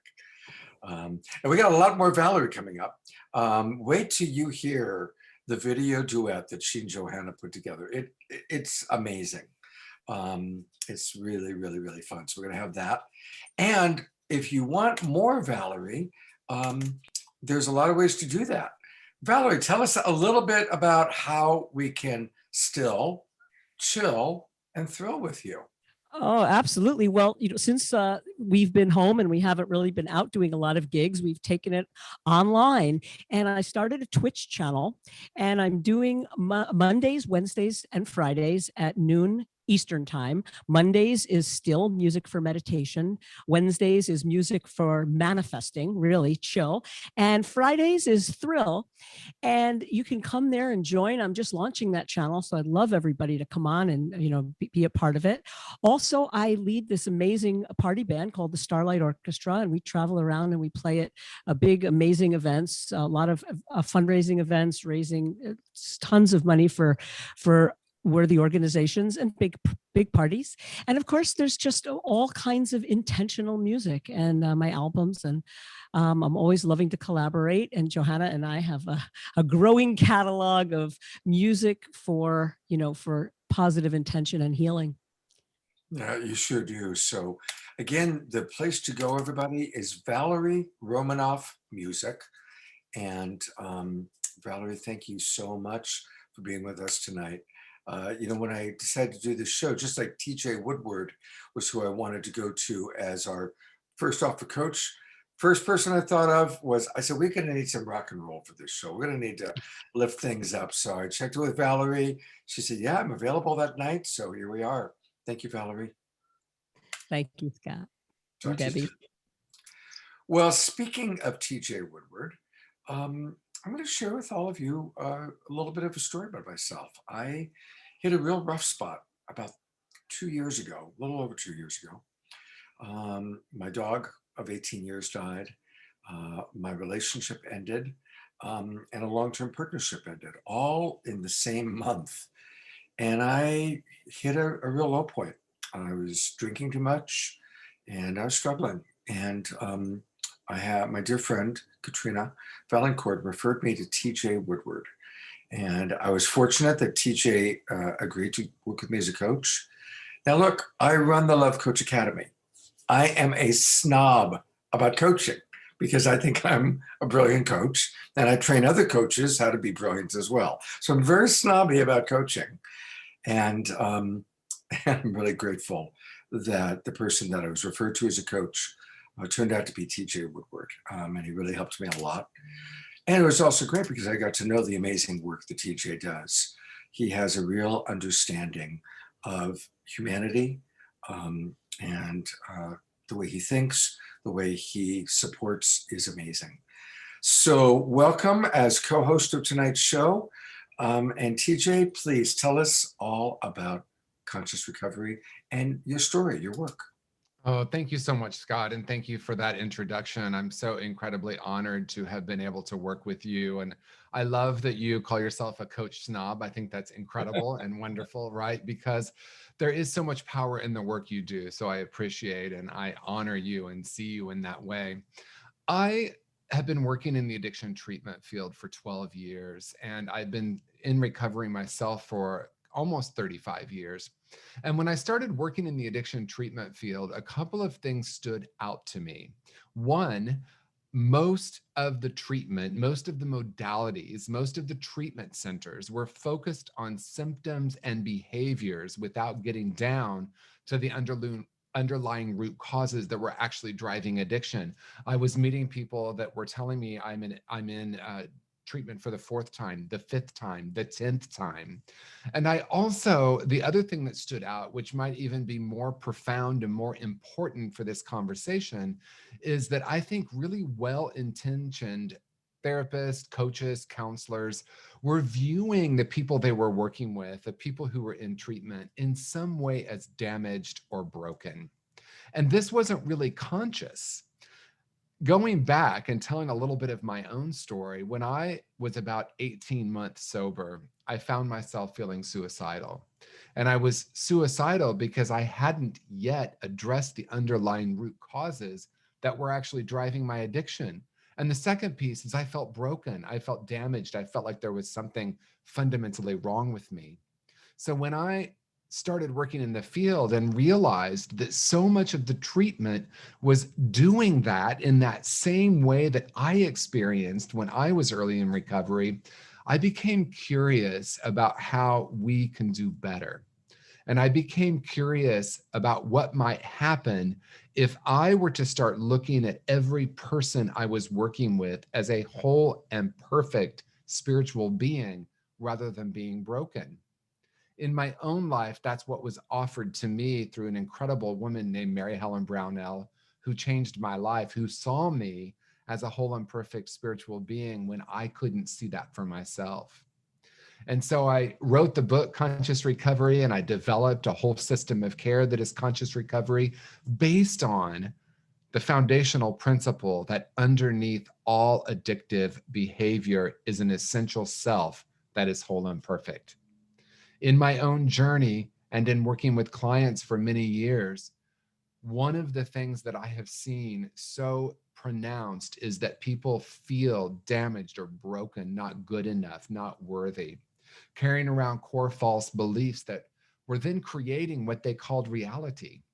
And most of the time, these core beliefs were buried deep in the unconscious or the subconscious. I also really heard a lot. I heard the term coping mechanism. We've all heard that, right? A coping mechanism or a defense strategy. And I actually have come to recognize, whether it's addiction or anxiety or depression, I have come to recognize these as brilliant strategies and reframe them as brilliant strategies.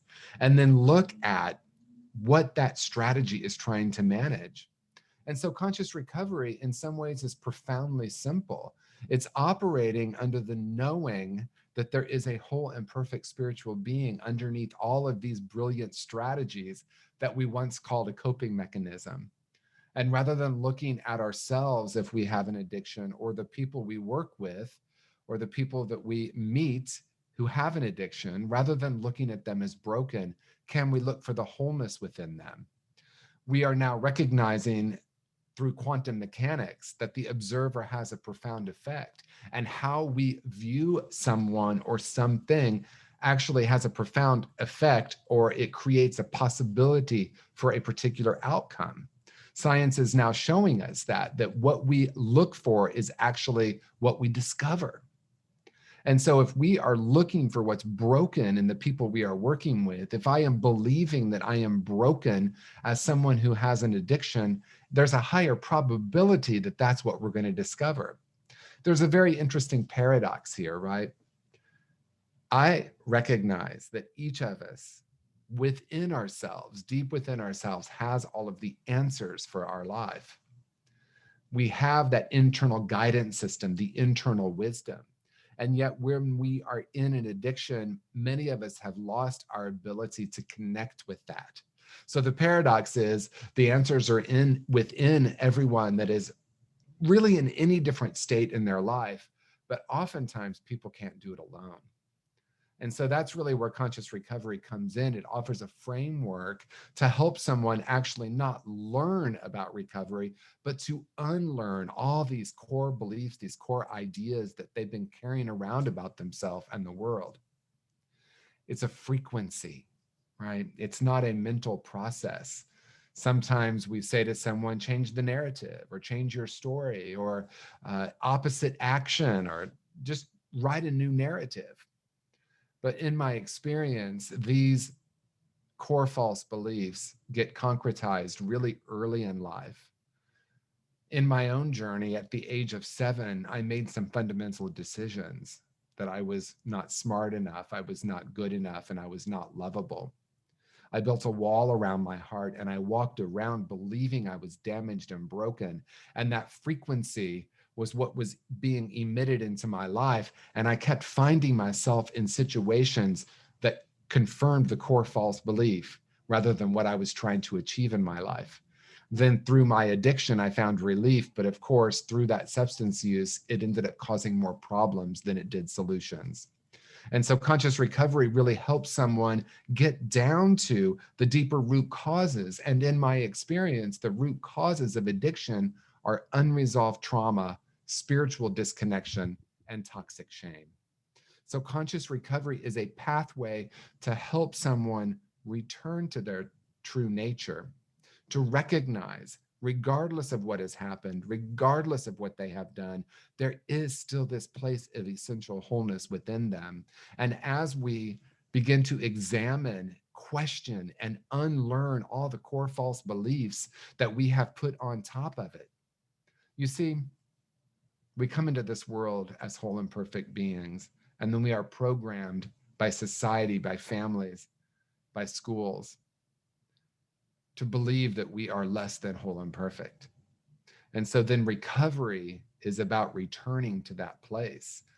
And time is limited this evening, so I'm going to close by saying if no one has told you today, you are a whole and perfect spiritual being, no matter what has happened to you or no matter what you have done, there is a place within you that is still unharmed and unharmable, and that you are worthy of a life deeply connected with that true nature, a life filled with purpose, passion, love, and connection.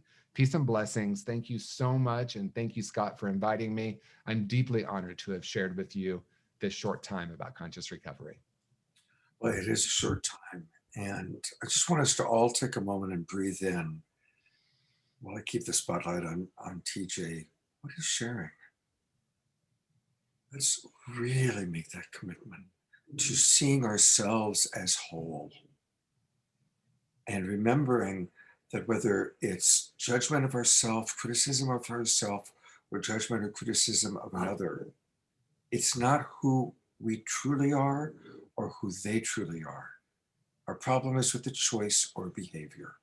And we all make choices that sometimes have hurtful consequences on ourselves and on others. And obviously people in our world make hurtful choices.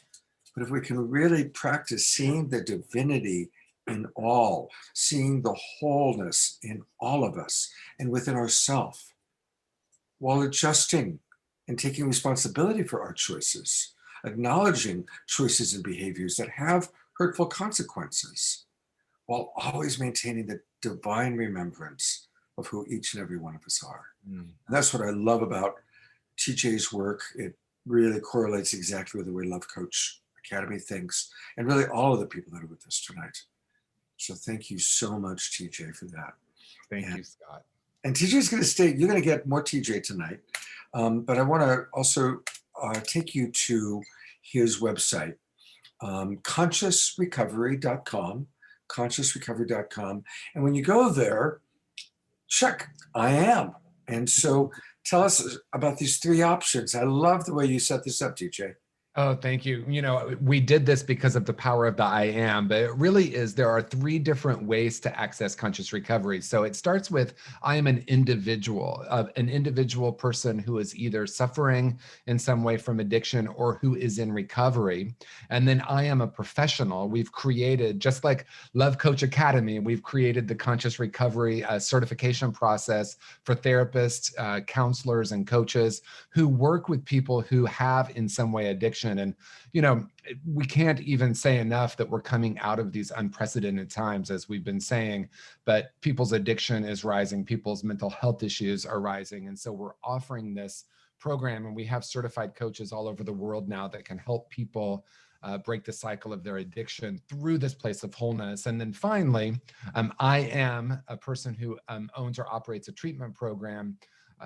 Conscious recovery is a full system of care that includes curriculum, workbooks, books, and I go in and train treatment providers how to use my system of care. And really, it's the deep work here is that it's really about what gets created when I view my client through the lens of wholeness. So those are the three different ways that a person can access conscious recovery.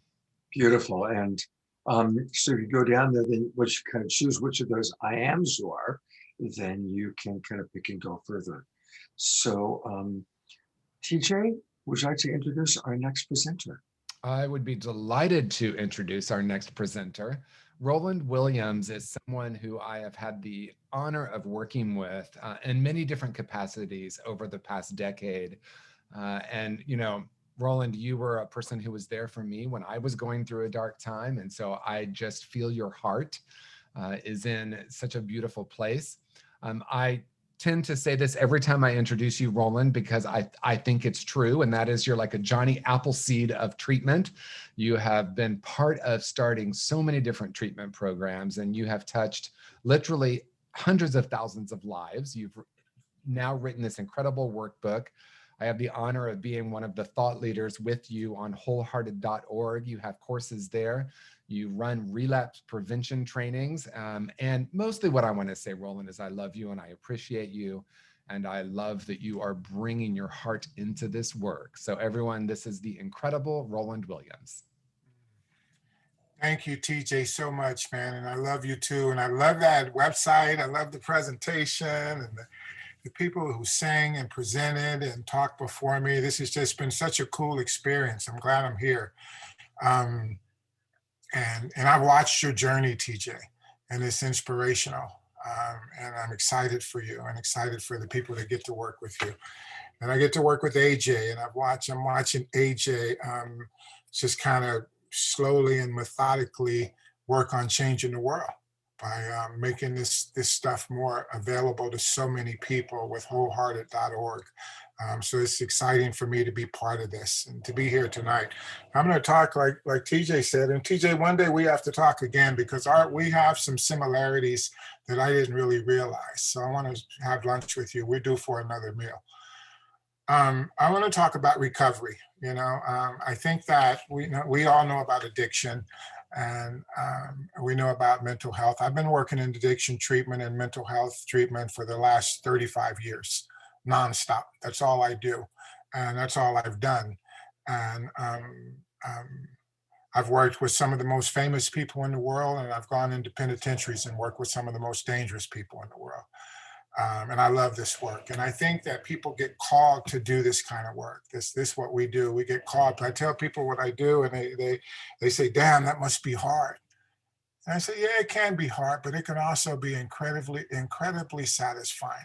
So I want to talk about recovery. And when we think about recovery, like, just be aware that you don't have to be an addict to need to be in recovery. You don't have to be an addict or an alcoholic or a person with mental illness. Recovery is just about us wanting to take good care of ourselves. I view it as a big concept that people want to be the best version of themselves that they can be. And sometimes things hinder that.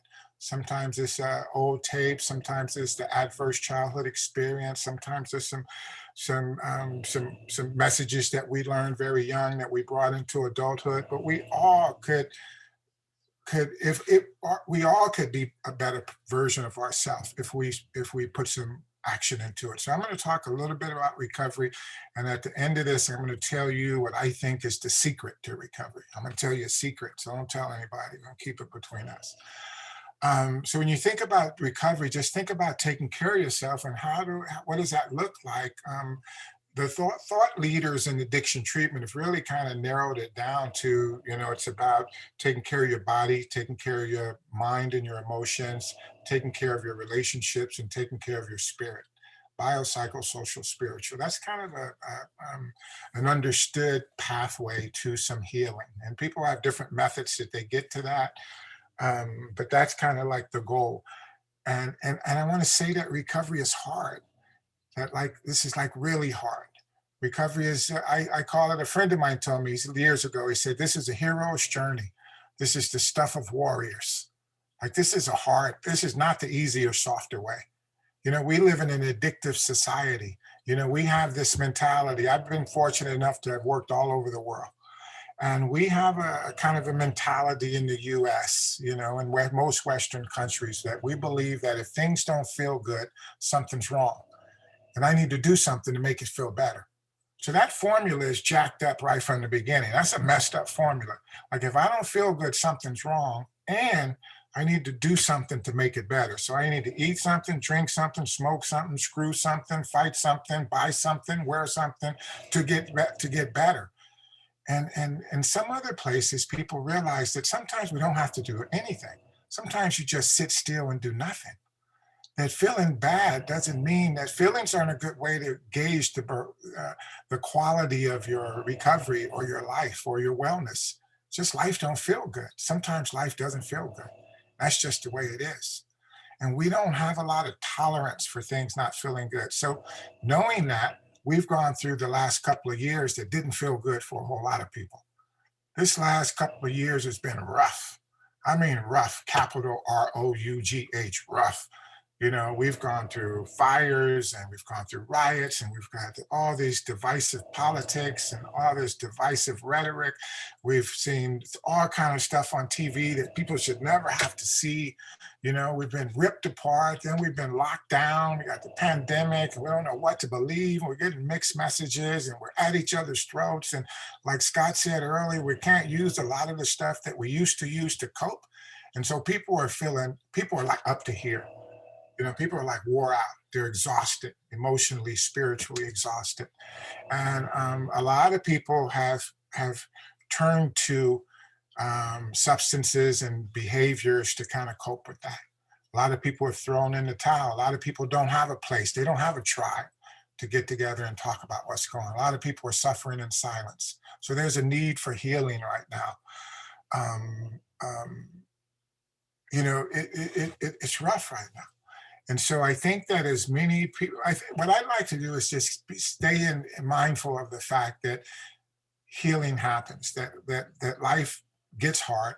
And the trick to longevity in this whole process is to be able to do it when it gets hard. It's easy when it's easy, and it's hard when it's hard. I work with people and they say, oh man, that's hard.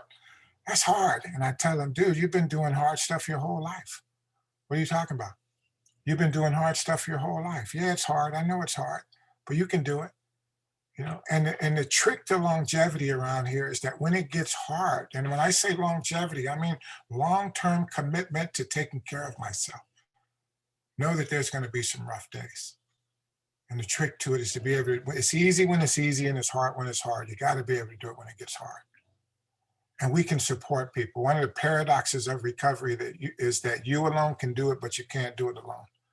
One of the things that we're fortunate enough to do is to us as providers, as healers, as people invested in supporting other people's wellness, is we get to walk that path with them. I tell them, I'll walk with you. I'll walk with you. I won't walk in front of you. I won't walk behind you. I'll walk with you.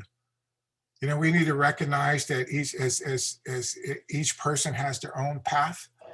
There's no one path. One of the biggest problems in addiction and mental health treatment is that people think it's only one way.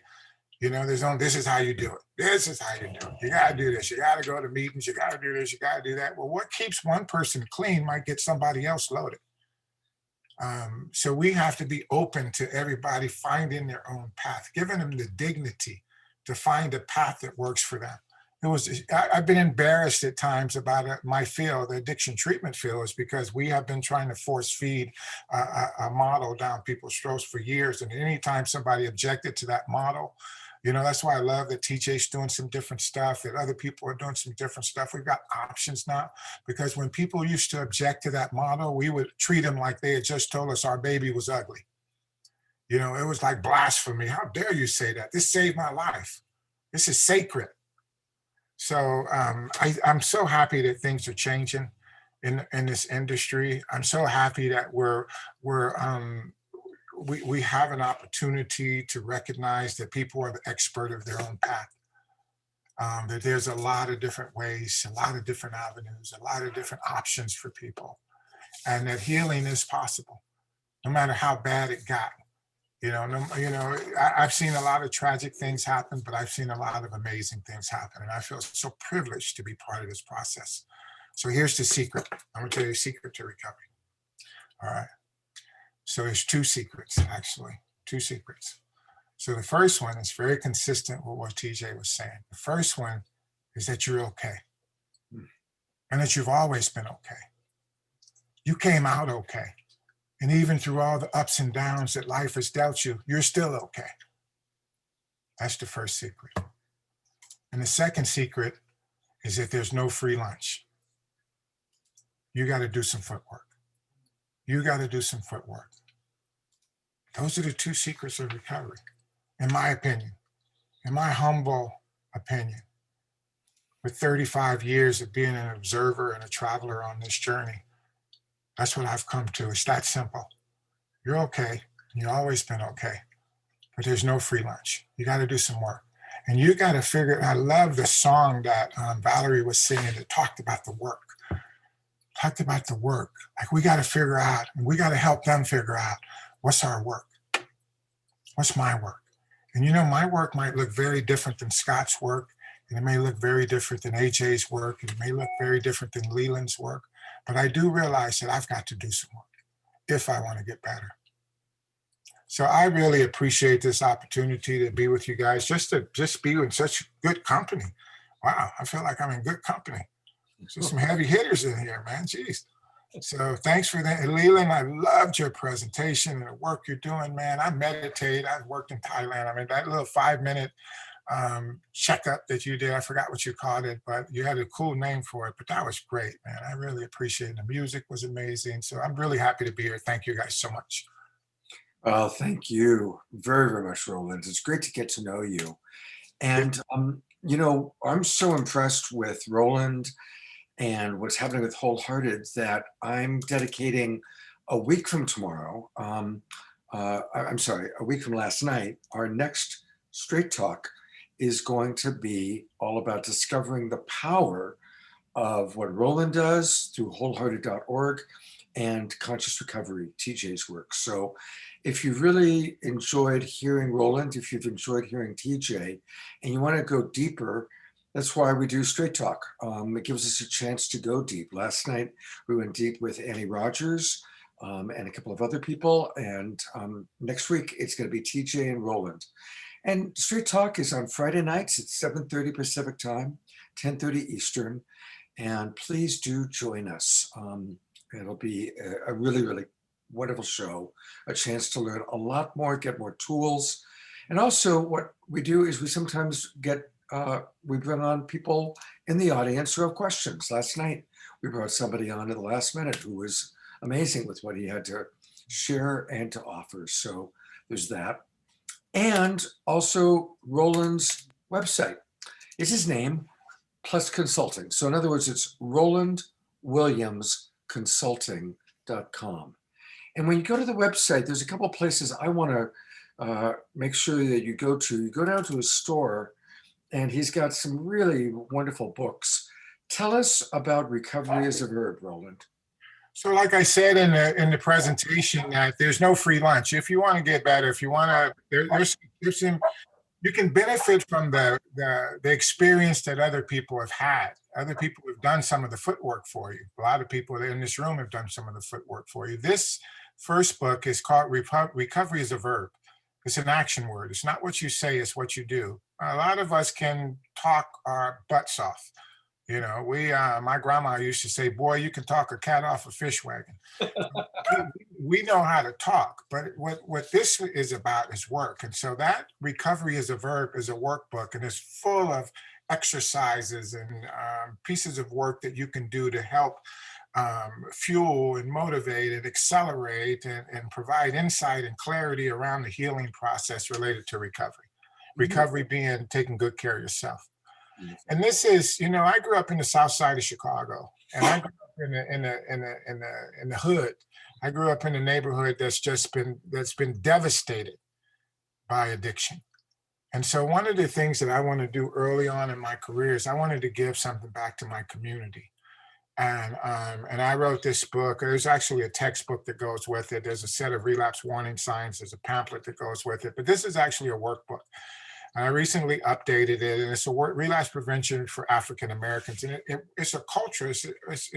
It works with this process from a cultural perspective and looks at some of the unique aspects of how people from different cultures are affected by and how they receive help, how they ask for help, how they are affected by the addiction. Just it deals with so many of the cultural things that a lot of times we don't just stop to think about. And it's also a workbook. And there's a textbook that goes in there, and the people use it all over the different places in the country and different programs that work with this population. So, you know, what I do is that I train therapists. A lot of what I do, I'm still a therapist. I still work with some clients. I work with a lot of healthcare professionals, impaired physicians, medical professionals. But what I do most these days is I train therapists, I train staff. I write curriculum for treatment programs. I get treatment programs licensed, and I just love this work. I ran the chemical dependency studies at California State University, East Bay, for many years, and have taught many, many people how to help people that struggle with this, how to help them get better. So again, thank you so much, Scott, for the opportunity. God bless you, Roland. Thank you so much for the work we're doing. Looking forward to continuing to work with you. Thank you so much. Thank you. All right. You know, people ask me, what is light touch? I get that all the time. Well, okay, we see light touch all the time. What is light touch? So let's learn just very briefly, what is light touch?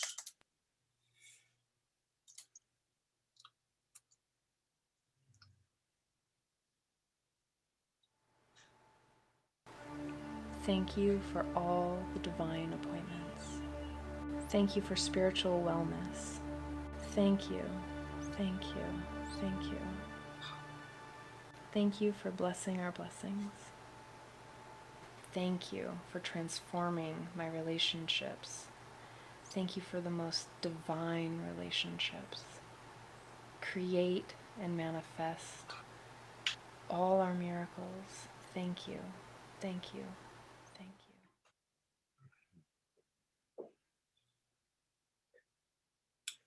Yeah, you see, it really is that simple.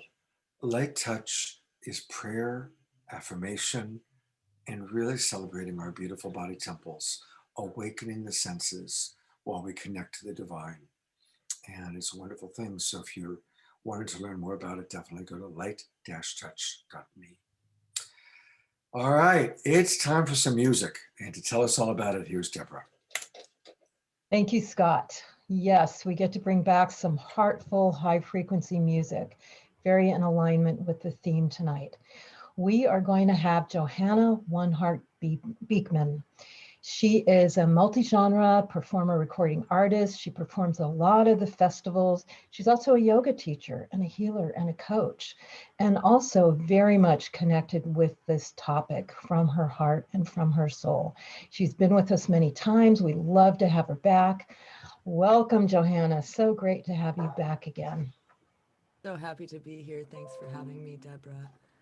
I know we've spoken a lot today, but this topic is very close to my heart. I'm going to dedicate this song to my Aunt Kathy, who chose to leave this world too soon. And this is how I heal that. This is how I help others to choose differently. This music, these songs, this medicine. So thanks for receiving it. This is called The Light Inside.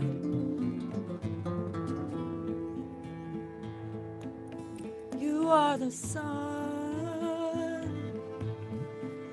You are the moon. You are the universe inside when you come home to you. You are the light inside.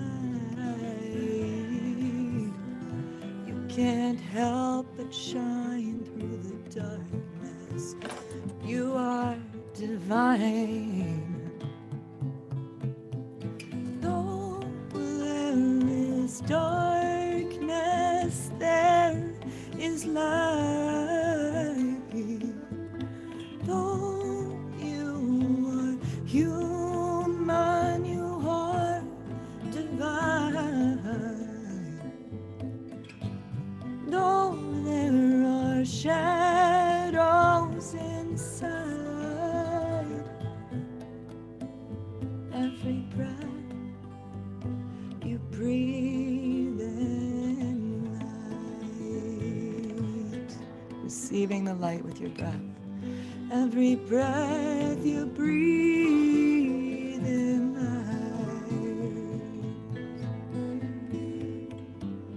Every breath we breathe in light. Pavana, pavana, pavana. This is a chant from the Kundalini tradition, the Sikh tradition for the breath. So I'd like to invite us on a breath journey, drawing in the breath through the crown of your head, through your heart and down, letting anything that's not serving you out with the exhale, giving it back to the mother. It's food for her. Anything that feels sticky, that darkness inside, letting it go, letting the light come in through your crown, filling your lungs.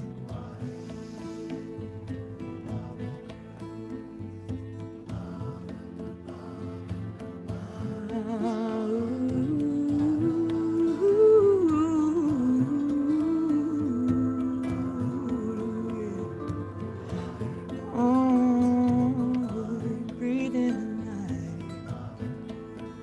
You are safe. Breath is your guide. Breath. Breathe in light. You are safe. You are whole. You are love beyond words. You're so powerful. Heart open wide. The whole universe lives inside.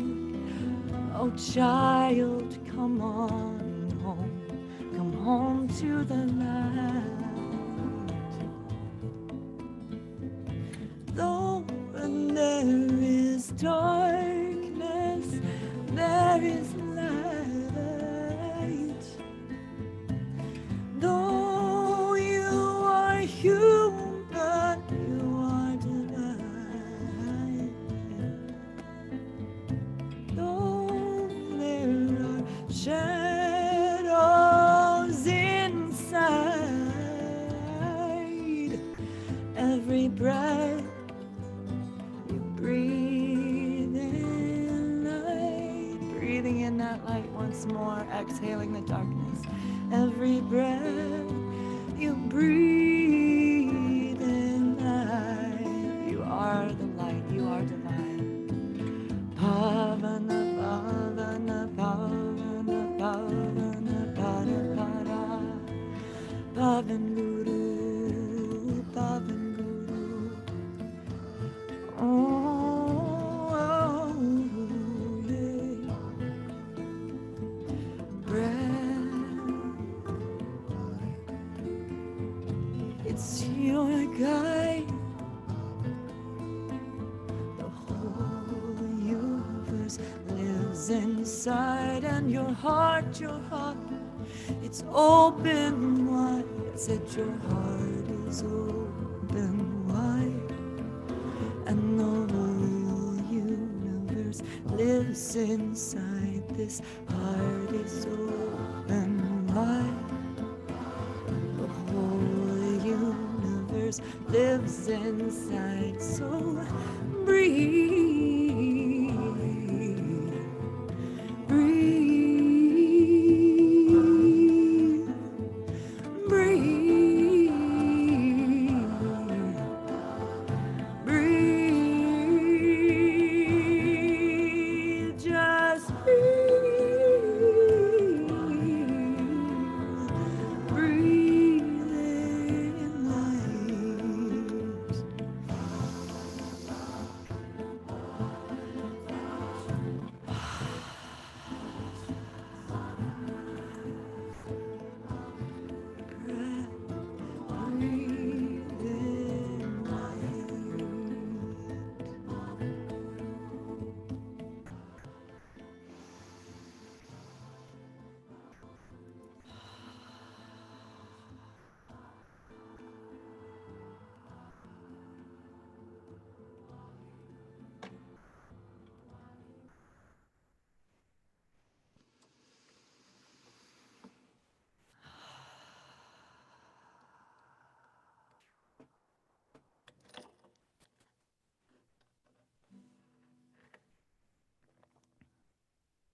Just wanting to take in for a moment all the appreciation from people here tonight for that just exquisite, exquisite musical experience. Thank you so much. Mm. We just love you so much, Johanna. You are such a precious part of this great global peace tribe. And Scott. Thank you, Deborah. Thank you, tribe. That was amazing. Thank you. And for more, she has so many wonderful offerings. I'm going to show you her website in a moment, but there's so much going on. I want to start by just taking people to the primary place to go, which is Johanna, it's JOHANNA, sings.com, johannasings.com. And then if you go to /offerings, you'll get a chance to see a lot of what she's doing. And she's doing a lot. Johanna, you're amazing. All what you do in our world, it blows me away. So taking a look at your website, tell us a little bit about Lullaby Yoga. So I have a program coming out. It'll be evergreen content on my website. It's a 5-class series that will, excuse me, my reverb's still on. Hey. A 5-class series leading us through retraining of the nervous system through restorative yoga, sound, meditation, mantra, and breath work to restore our natural state. Again, a lot of what Leland was saying, working with the parasympathetic and sympathetic nervous systems through the mantra music. Kirtan works with both, which is a very unique thing around chanting practices. So I use this as a backdrop to reset our nervous systems. And I had been hit by a drunk driver, and I was maybe 30, and everything was not moving or working. And this is when I developed Lullaby Yoga, and doctors said I was not going to practice yoga again at all, let alone the kinds of asana that I enjoy when I'm feeling up for a rigorous practice, which is what I was trained in. And so I developed Lullaby Yoga and used these somatic tools for healing my mind, body, and spirit, and resetting everything to a more natural state than it had ever been in before. And so I began to share that work, and I've been touring all over the country to festivals, to churches, helping people. I remember, we'll talk a little more about my story tomorrow. I don't want to get too deep in, but there have been moments where people have had their lives saved and told me about that with the practice. And I'm so, so, so grateful for every human being who is able to stay here, stay sober, and stay sane. So thank you, all of you presenters, for all of the incredible work you're doing in this field. Beautiful. And Johanna's going to be back. She and her partner Valerie have put together not one, but 2 amazing videos for us tonight, and I can't wait to share them with you. And again, as she referenced, remember that tomorrow morning, Johanna and Leland and Jerry are all going to be joining me for my Sacred Sunday show, where we're really going to be able to go deeper into stories and tools and take some of your questions. So please do join us tomorrow at 10 o'clock in the morning, Pacific time, 1 o'clock Eastern. I'm going to bring my co-host, TJ, back on. Hey, TJ. Hi, Scott. How's the show going for you tonight? I mean, so incredible. Wow, Johanna, that music just opened my heart. And Roland, I love you and everything that you shared. And I'm just deeply honored to be here. Yeah. Well, a lot of this is possible because of AJ. And so I want to ask you to introduce AJ. And I recognize that AJ tends to be shy. He's not commonly showing up on camera, but tell us a little bit about this wonderful man. I am delighted to do that. I met AJ several years ago when I was presenting at a conference, and immediately we discovered that we had a very similar vision and passion. And that passion was really providing a place, a space, an opportunity for people to really heal. As people are performing, singing, speaking, I'm reminding myself that we actually can heal. And I would love for us to shift into a new conversation. And AJ is such a big part of that conversation. And he and we can have like 5-hour lunches that go, or dinners that go until wee hours of the morning, because we both have a passion for really helping people return to who they really are. And so AJ founded wholehearted.org sometime back to be a platform to help as many people as possible. And, just so honored to be a featured thought leader on the platform, along with Gabor Mate, Marianne Williamson. We did an interview with her, Roland Williams, Mark Lundholm. He's done some work with Brene Brown in the past, and just really a visionary. So I'm deeply honored to introduce AJ, and he's going to be talking with us about wholehearted.org. All right. Wow.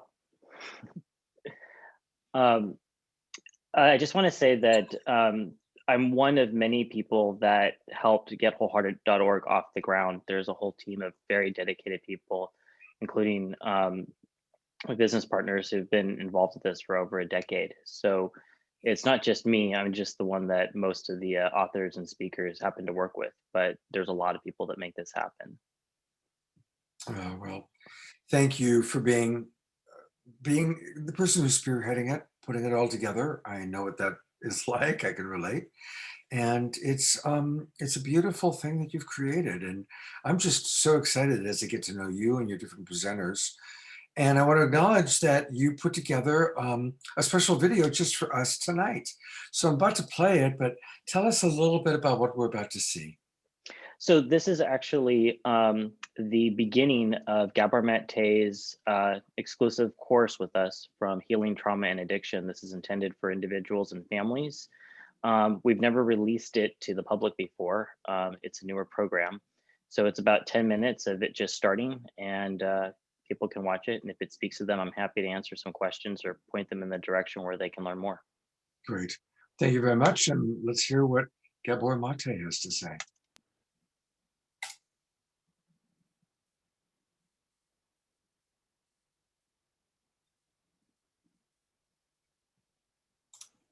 The clearer you are, the clearer we are about your own intention for whatever we do, the more focused our work is going to be.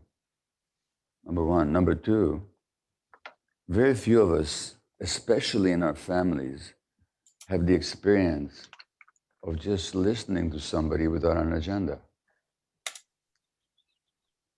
When we listen to each other, usually we're already thinking about what we're going to answer and how, and we're becoming caught up on our own emotional reactions. I'm going to recommend that one of the things you'll learn today is to listen to one another with absolutely agendaless attention. And that means whoever you are in the family and whoever you're talking to, make it a practice to just really have the other person download whatever's on their mind, and you just listen without judging it, without reacting to it, without taking it personally, just from the point of view of we want to get what's in the other person's mind. And that's the kind of attention that is very difficult for us as human beings to offer to one another. And as much as possible, just notice your own reactions today. So when I talk about stuff, or when you hear somebody else talk about stuff, notice how you react emotionally inside. In other words, what I'm suggesting is be at least as curious about your own reactions to things as you are about what is being said and who's saying it. Whatever your intentions are in coming here, and some of you may have come because of somebody else. You may think you're here because somebody in the family's got a problem and you're here to help them, or you're here to promote their healing. But what I'll be telling you throughout the day is that actually each one of us is here for ourselves.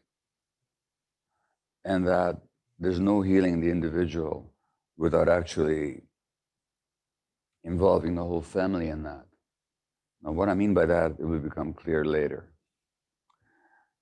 The first thing you have to get out of the way is the issue of blame. Now, blame shows up in two ways. And in addicted families, when I say addicted families, I mean in a family where there's addiction, two kinds of blame happens. One is blaming the other person. So the family members may blame the identified addict. You're creating all these problems for us. Your behavior is imposing all this suffering on us. What you're doing and how you're living your life is making our life so difficult. Stop it. That's the blame that goes to that person. The person who is struggling with the addiction may also have blame towards the family.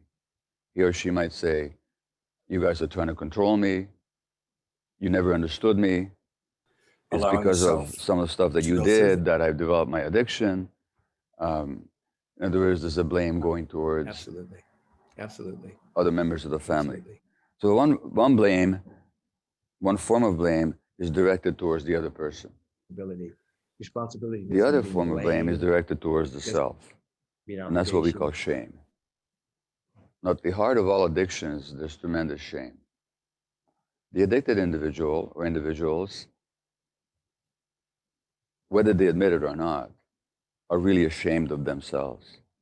Ashamed for how they live their lives, how they hurt other people, how they let down people that love them, maybe how they lied to them or cheated on them or cheated them out of something. And certainly I can tell you that when I was in my own addicted behaviors, I lied and I cheated. That's what I did. So there's plenty of reason why the addicted individual would be blaming themselves. And in turn, the families, or if you're a parent, for example, of an adult child who has become addicted, you might have a lot of shame as well. Because you might feel, certainly as I have, that as a parent, you let your kid down. It's because of you that they become addicted. It's your fault. You have a lot of shame around that. So the addiction-imposed shame or blame can go in two directions, and often it goes in both directions at the same time, towards the other person or towards yourself. And it's not helpful. In either direction, it's not helpful. We have this expression in English that says, you should be ashamed of yourself. Well, examine that for a moment. Should anybody be ashamed of their selves? I might be ashamed of what I did. If I promised to come and give you a course here today, and then for whatever reason, I stood you up, I didn't show up, or I came very late, I should be experiencing some healthy shame. But that's not a shame about the self. It's a shame of something that I've done. And that's a good thing to own. Yes, I did that. It's my responsibility. I can't deny that. But that's not the same as being ashamed of one's self. Nobody should be ashamed of one's self. And there's a distinction between being ashamed of what you do and what you've done and who you are and what you are. What I'll be telling you a little while is that at the core of addiction, there's a deep sense of shame about the self. And very often, there's a deep sense of shame in the whole family, in that the whole family may feel that the outside world, if they knew what was going on, would really judge them harshly, and they're ashamed of that. So shame shows up in all kinds of ways, and it's a barrier to self-knowledge, because when we're ashamed, we're inclined to protect and to hide. In fact, you know what? You know the expression, I just wanted to sink into the ground. When you're ashamed, it means you want to disappear so people won't see you. So shame automatically invites a kind of self-protection and a hiding and a denial. When I was engaging in my addictive behaviors, and my wife was telling me, well, just tell me. Just tell me. I mean, just tell me what's going on. Tell me what you're doing. And she'd be asking me. She said, I won't bug you about it. I just want to know. And in my case, it was shopping. I may talk about that later. But just tell me. And even though she's inviting me to tell her, I wouldn't, because I was so ashamed of it. I was so ashamed of myself. So shame invites dishonesty and denial, and at the same time, it puts up a barrier to self-examination. So the first thing I want to encourage here is to look at any shame that you carry, whether you're the identified addict or you're with a family member, or any blame you have towards the other person, and just for today, put it aside if you can. If you want to go back to your shame and self-blame or blaming others tomorrow morning, you're welcome, okay? But for this morning, just put it aside. And put it aside because it's not going to help you.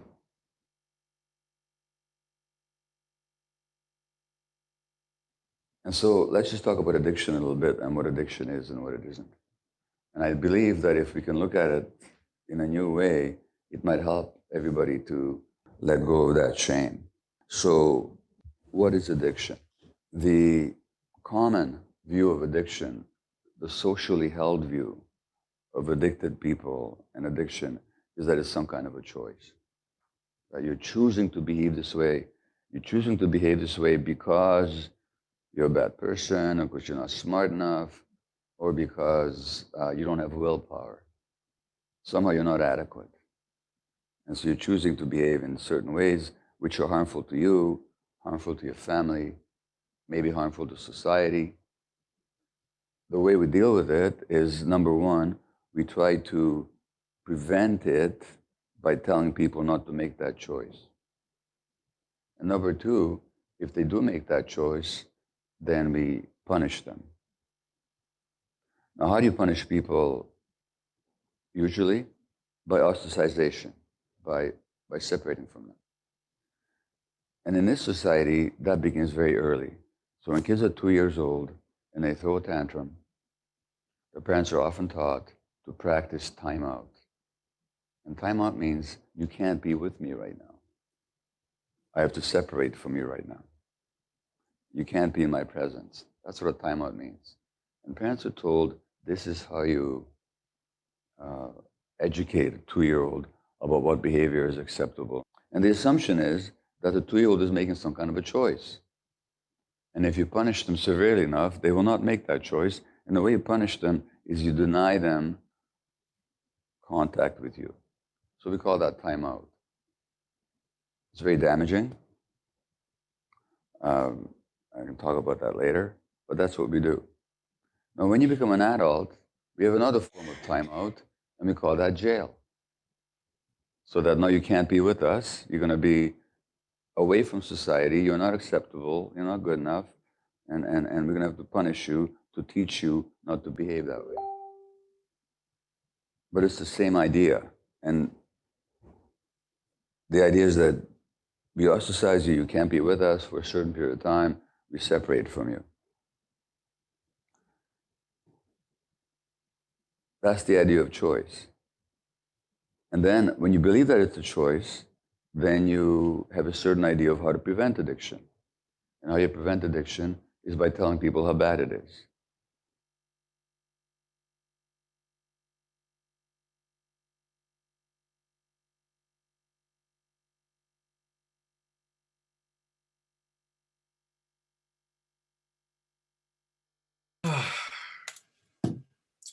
Thank you so much for sharing that opening segment.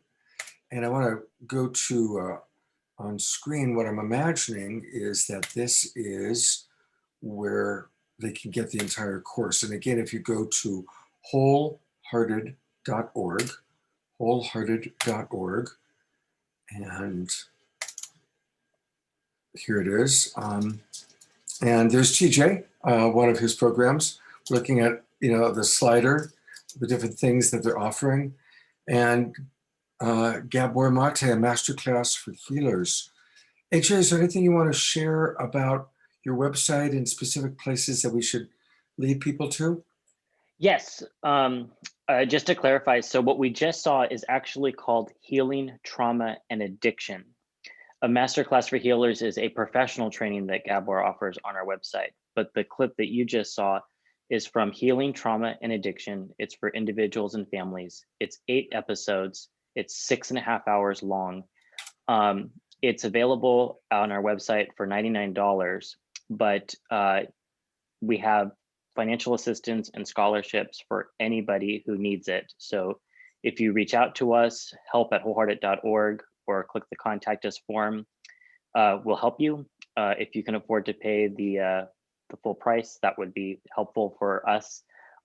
It is a not-for-profit program, so it is subsidized by us and by Gabor Mate. So our goal is to get as many people as we can into the program. There's also continuing education for professionals if they want to take the professional version of it.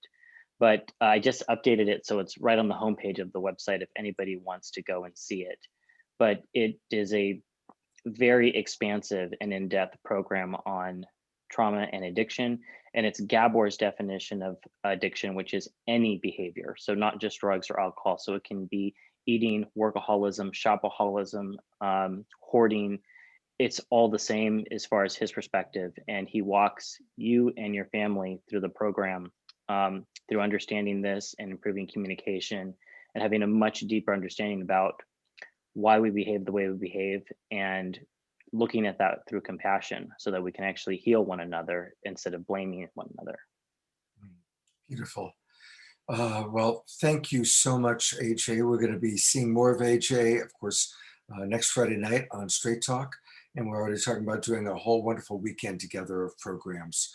So thank you so much, AJ. Welcome to the Saturday Night Alive for the Global Peace Tribe family. Thank you. Can I just say that I'm so impressed with all of the talent and all the commitment. Almost everyone here except for TJ and Roland and Scott are new to me, and I'm just having a great time watching everyone. You're all fantastic. Thank you for including me. Beautiful. Well, thank you for being with us. It's good to have you with us. Thank you so much. All right. Well, we have a lot more ahead of us tonight. We still recognize we're running a little bit late, but we still have some video snippets from my interview with Reverend Michael Beckwith. We've got some Russell Brand. We've got Annie Rogers. We've got more music from Johanna and Valerie. So stay with us. Strap on your seatbelts. Have a little caffeinated tea, because we still got a lot more to share with you tonight.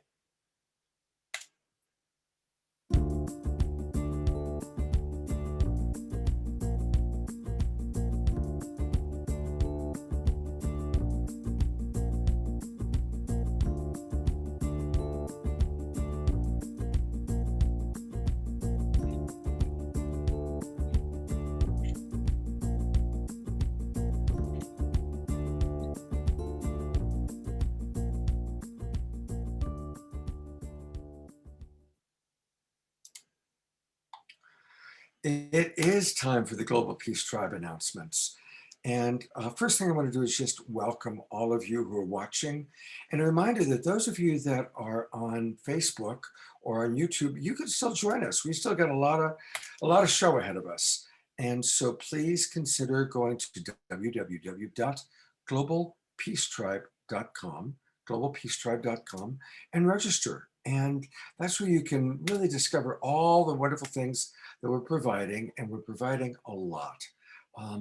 We're adding more and more events. You're going to hear about some of the new events coming up. So we really want you to join us. Please do that. Please, please, please. Also want to thank all of our broadcast partners. So many of you are watching us on different mediums in different ways. So we want to thank our Global Peace Tribe broadcast partners. And always I like to start with Unify, because that's where the majority of people watch us. Last week we had 40,000 views on Unify and growing. And so many of them are from people all around the world. A lot of people watching us. So thank you to our friends at Unify. And we also always want to thank John and Summer Raymer from the Sign Network. They're going to be our special guests on my Straight Talk show on June 18th. And they help us reach about 100 different Facebook pages. Our good buddy Alan Steinfeld with New Realities, he's going to be on the show next week. You'll hear about that in a minute. So he always carries us. Of course, Light Touch is our ongoing, every episode supporter and sometimes sponsor. And then all the other places that carry us: New Earth One, my organization, Love Coach Academy, Earth Dance, Humanities Team, Portal to Ascension, Disclosure Fest Foundation, Global Days of Unity, Earthwalk, and the Enlightened World Network. Thank you, everybody, so much for carrying us. And hey, if you're interested in helping to support us, to sponsor us, if you've got a broadcast network, that's how we met Jerry Anderson. That's how we met Ruth Anderson of Enlightened World Network. They were watching us, they liked the show, they reached out to us, and now they're part of the tribe. So come be part of the tribe. I also want to thank everybody who has donated so far to tonight's fundraising event, the Warrior Resilience Training. We've raised $412. Let's get up to at least 1,000. So please, everybody, be generous. Go to the GoFundMe. Deborah is consistently putting it into the chat box. And I want to thank those of you who have donated,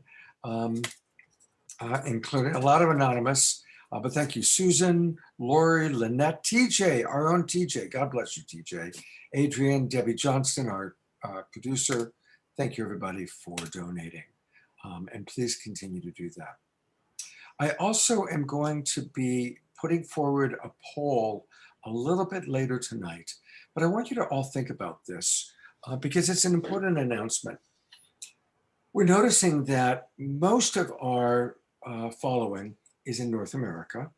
And so we're moving more and more into springtime, more and more into summer, and it's staying light out later. And we're noticing that we still have the same overall number of people watching the show, but people tend to be joining us later.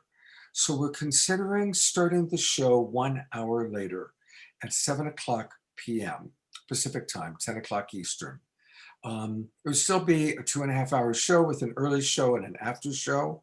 And tonight we're going to have quite an after show because there's a lot that we still want to share with you. So we're curious how many people would like for us to keep it at 6 o'clock starting time, and who would like to see us move it to a 7 o'clock starting time. And I'll be putting a poll out there. Frankly, I had the poll ready and I accidentally deleted it just before we started these announcements. So I'll rebuild it and put it out there to everybody. But please, we want to hear from you. We're here to be of service to you. And speaking of being of service, I want to turn it over to my co-host, my producing partner, the magnificent Deborah Giusti. Thank you, Scott. And what a great show. You know, Scott and I have these little inklings of ideas, and we both get a yes in our heart.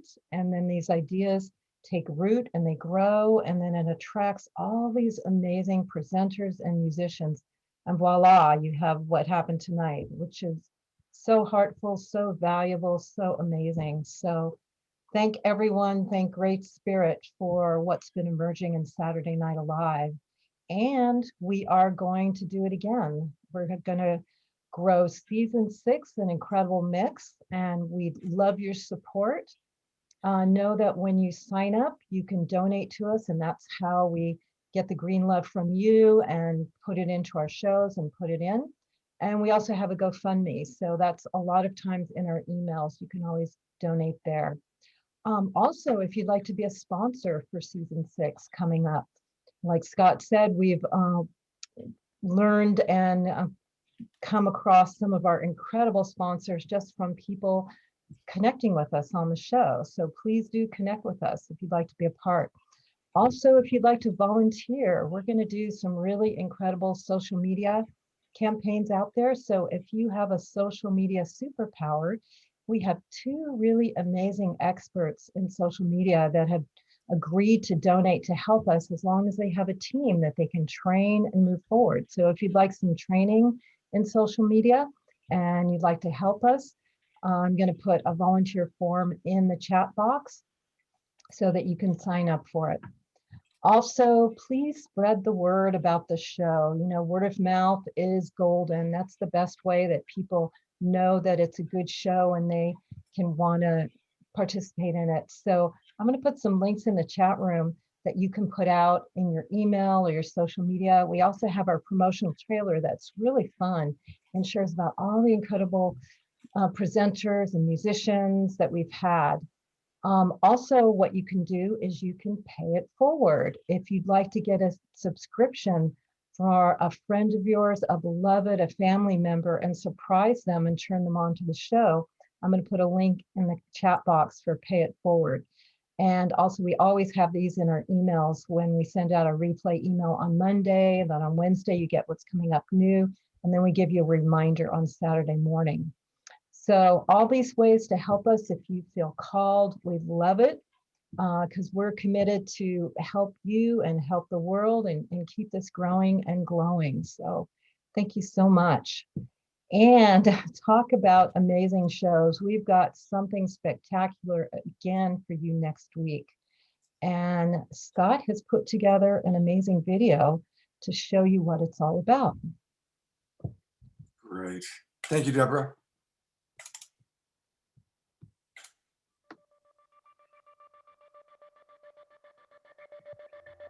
We have tackled many strange stories on 60 Minutes, but perhaps none like this.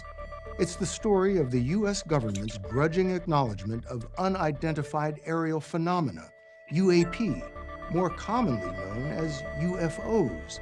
After decades of public denial, the Pentagon now admits there's something out there, and the U.S. Senate wants to know what it is. The Intelligence Committee has ordered the Director of National Intelligence and the Secretary of Defense to deliver a report on the mysterious sightings by next month. The story will continue in a moment. What an extraordinary time this is. We are living in a time in human history when more of us, our beautiful great global peace tribe, are having contact and connection with angels, aliens, galactic family, archetypes. It's happening. And it's also happening in the external world. Government disclosure is taking place. And so as a result, of course, Saturday Night Alive is doing a really special program on May 29th, all about making contact with our galactic family and each other. And of course, our co-host, our executive producer for the show is Mark Sims, who brought you the Harmonic Convergence 2020. And we will conclude this amazing evening with Mark Sims leading a CE6. That's a close encounter of the 6th kind for all of us to participate in. Also, our good friend Alan Steinfeld from New Realities Television. We've got Whitley Strieber joining us live, and he wrote the book Communion and has been involved in this for so long. And Danny Sheehan, who probably knows as much as anybody about what's going on with government disclosure. Our other guests include Jimmy Blanchett, Bridget Nielsen, John Yost, the delightful Zen Kakaro, Bruce Sugar, who produced some of Mark's wonderful videos that you've seen. And we've got, as our musical support, Fanny Sturchild and Brigari Sendar. So join us on Saturday night, May 29th, for a very special edition of Saturday Night Alive for the Global Peace Tribe.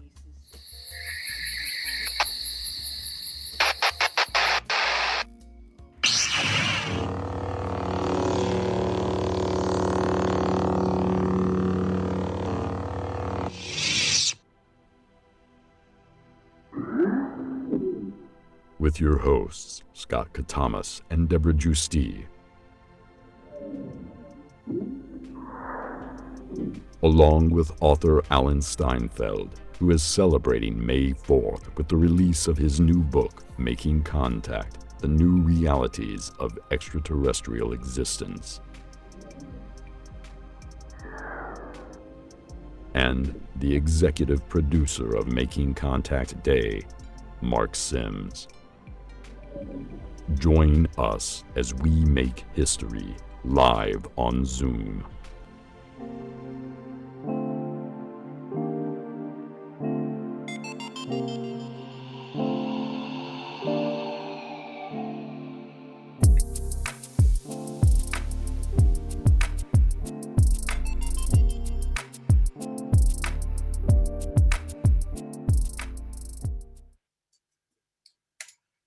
Yeah, you know, we've been doing shows from the very beginning on this topic. Most of you know that I was producing UFO-oriented television back in the 90s, and it's happening. You know, the Senate request and kind of the budget demand that some disclosure takes place is really something. And whether or not we'll see what the government really acknowledges, Danny Sheehan, who's going to be on the show with us next week, who's right in on the middle of what's really going on because he's the attorney representing some of the people you saw in 60 Minutes last week. So he knows what's happening, and the government may punt and ask for more time. That's why it's up to all of us to come together, recognize that we all are having amazing experiences, whether it's with galactic family or spiritual teachers or angels or archetypes. The more we can acknowledge our experiences, the more it becomes safe for us to have those experiences. So do join us next week. It's going to be a really beautiful show, and I'm really proud of it. Also want to just remind everybody of our final shows of this season. Let me just briefly go through them with you. There it is. We've got a brain fitness show on June 5th. It's going to be all about the connection between our brain, our body, with doctors and leading experts helping us to understand ways we can optimize our physical experience. June 12th is going to be a gas. We're having so much fun putting this show together. It's all about celebrating the 60s and how the 60s are still influencing us today. And we're also going to be celebrating the 10-year anniversary of the completion of the first round of the Health and Harmony Festival, also known as Harmony Festival. That's what Deborah Giusti created for over 30 years. She did it. And it was always the second weekend of June, so we're going to celebrate that. June 19th, we've got Matt Kahn joining us as a keynote speaker, and we're going to be collaborating with World Unity Week. It's a very powerful week with people from all over the world coming together, and we're really excited that we're going to be kind of kicking that week off on the 19th and then completing it on the 26th. And on the 26th, once again, our Mystic Abbot, Jerry Anderson, will be co-sponsoring along with Jay Mayer. And it's going to be all about spiritual wisdom from around the world. So please join us for all those shows. All right, I did create another poll. And so this is all about whether or not we should start at a later time. And we really want to hear from all of you. So you've got 4 options there. Please stay at 6 o'clock. A bit later would be great, 6:30. Yes, later would be helpful, 7 o'clock. Or I will be there no matter when it starts. And whatever your choice is, we want to hear it, because what you have to say matters to us. And it looks like a pretty strong to stay at 6 o'clock. So 57% stay at 6, 10%, 6:30, 16%, 7. And I love that 24% that'll be there no matter when. All right. Thank you. These polls are helpful. Thank you so much. I really appreciate that. What do we got next? My gosh, I lost track. I was so busy making the poll. What's next is we have an amazing video. You guys, I want to invite everybody to get ready to get up and dance. Mr. Gabagiri, I know you're going to be up and dancing to this one. I'm imagining TJ might get up and dance too. When they played this song for me, I really, this is no hyperbole. I am going to go on record as saying this is as wonderful a video as we have ever played on this show. Jay Mayer, I hope you're watching because you're going to love this one. It is our beloveds, Johanna and Valerie. I'm going to play the video and then we'll pop the camera on them and talk to them for a moment. Here is, let's all drop into some happiness together.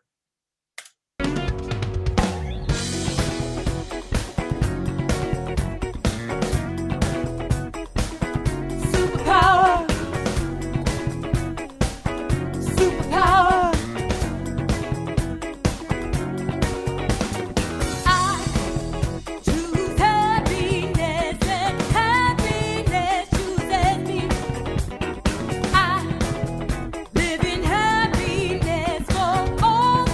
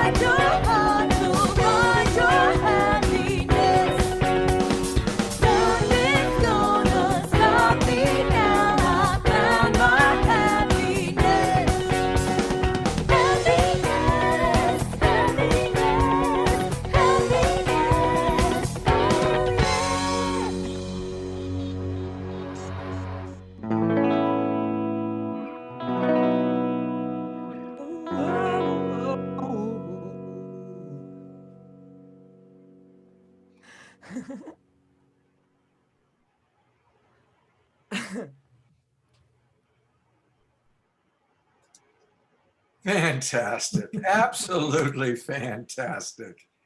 That's just like, what an amazing song. It's just, Sophie, tell us a little bit about how you created that together. Well, Valerie and I started co-writing pre-pandemic in New York when I was on tour, and that we've been sharing a lot of that magic with you guys. It's been amazing. But during the pandemic, as you know, we were very prolific from overseas practically. Like I'm in the West Coast, she's in the East Coast, and we're Zooming all the time. And this is one of the birthings. Because Valerie had an amazing best-selling book that she and the other singer in there, Shannon, wrote. Here you go, Valerie. The mic is all yours. Would you like to tell them about this incredible project that you asked me to co-write a song about? Yeah, well, you know, we were, can you hear me? You can hear me? Yes. Yeah, so Johanna and I, we had a few songs under our belt, and we were really trying to bring through these messages that were so important to us and have the songs be almost like little teachings of things that we were working on and that were coming through. And Shannon and I were both part of a book on happiness, and it was called 25 Tools for Happiness. It has a longer title, but that was, and she wrote a chapter and I wrote a chapter, and we happened to be in the same band. She's in my band, the Starlight Orchestra. And there was a book launch party. And I had the idea to do a little performance on the book launch and write a song about happiness. And I was playing in my studio and I was coming up with some ideas and I had all the music. But Johanna and I were having so much fun writing and it was just really flowing that I said, let's, Johanna, you want to write this song with me? And she's like, okay, sure. And we really, one session kind of really banged it out because it was really this idea of the law of attraction. It's what you think about. It's what you put out is what you attract to yourself. So that's why just happiness is, you know, it's just so front and center in the song. I choose happiness, so happiness chooses me. And the idea is really that it's what we think about, it's what we create, and the fact that it is a superpower, because when we want to put ourselves in that vibration, it's just so. It was really exciting. And then we invited Shannon to come sing it in my studio. And then she wound up having some ideas as well and added some things. So it was a beautiful collaboration. And we had so much fun doing it. And we have not played it live yet. This is I can't wait. Yeah. Now that I'm back on tour, you might see me soon. Who knows? Good. I want to be there when you guys play that live. But thank you. I tell you, I'm going to play this video just for myself because it's such a catchy tune, and you know, it's perfect for this show because as much as we can, for those of us that are going through times in our life where we're blessed and we're in awareness of being blessed, let's take that happiness and then use it to feed the world while having compassion for those that are not in touch with it the way that we're blessed to be in touch with it. So I want to just again let people know how they can get more of each of you. For Johanna, go to johannasings.com/offerings. And as you saw before, she's got a lot going on. For Valerie, go to her website, which is ValerieRomanoffMusic.com. ValerieRomanoffMusic.com. Get some of her, she's got stuff available on Amazon. She's got workshops. Remember, you can go still, chill, or thrill with Valerie. And I also want to acknowledge their friend Shannon, who also did a fantastic job. We'll have to figure out a way to get Shannon onto the show sometime, but we want to honor her. So to know a little bit more about Shannon, I'm quickly going to that website you just sent me. It is Heal with Shannon. Heal with Shannon. HEALWITH, Shannon, SHANNONE. There's an E at the end there. Heal with Shannon, E at the end. And it looks like she's got a lot going on too. So, and guess what? We're going to have another video from these ladies. We're not done with you yet. So everybody stick around to the show. We've got another really beautiful video. I got a chance to see it earlier.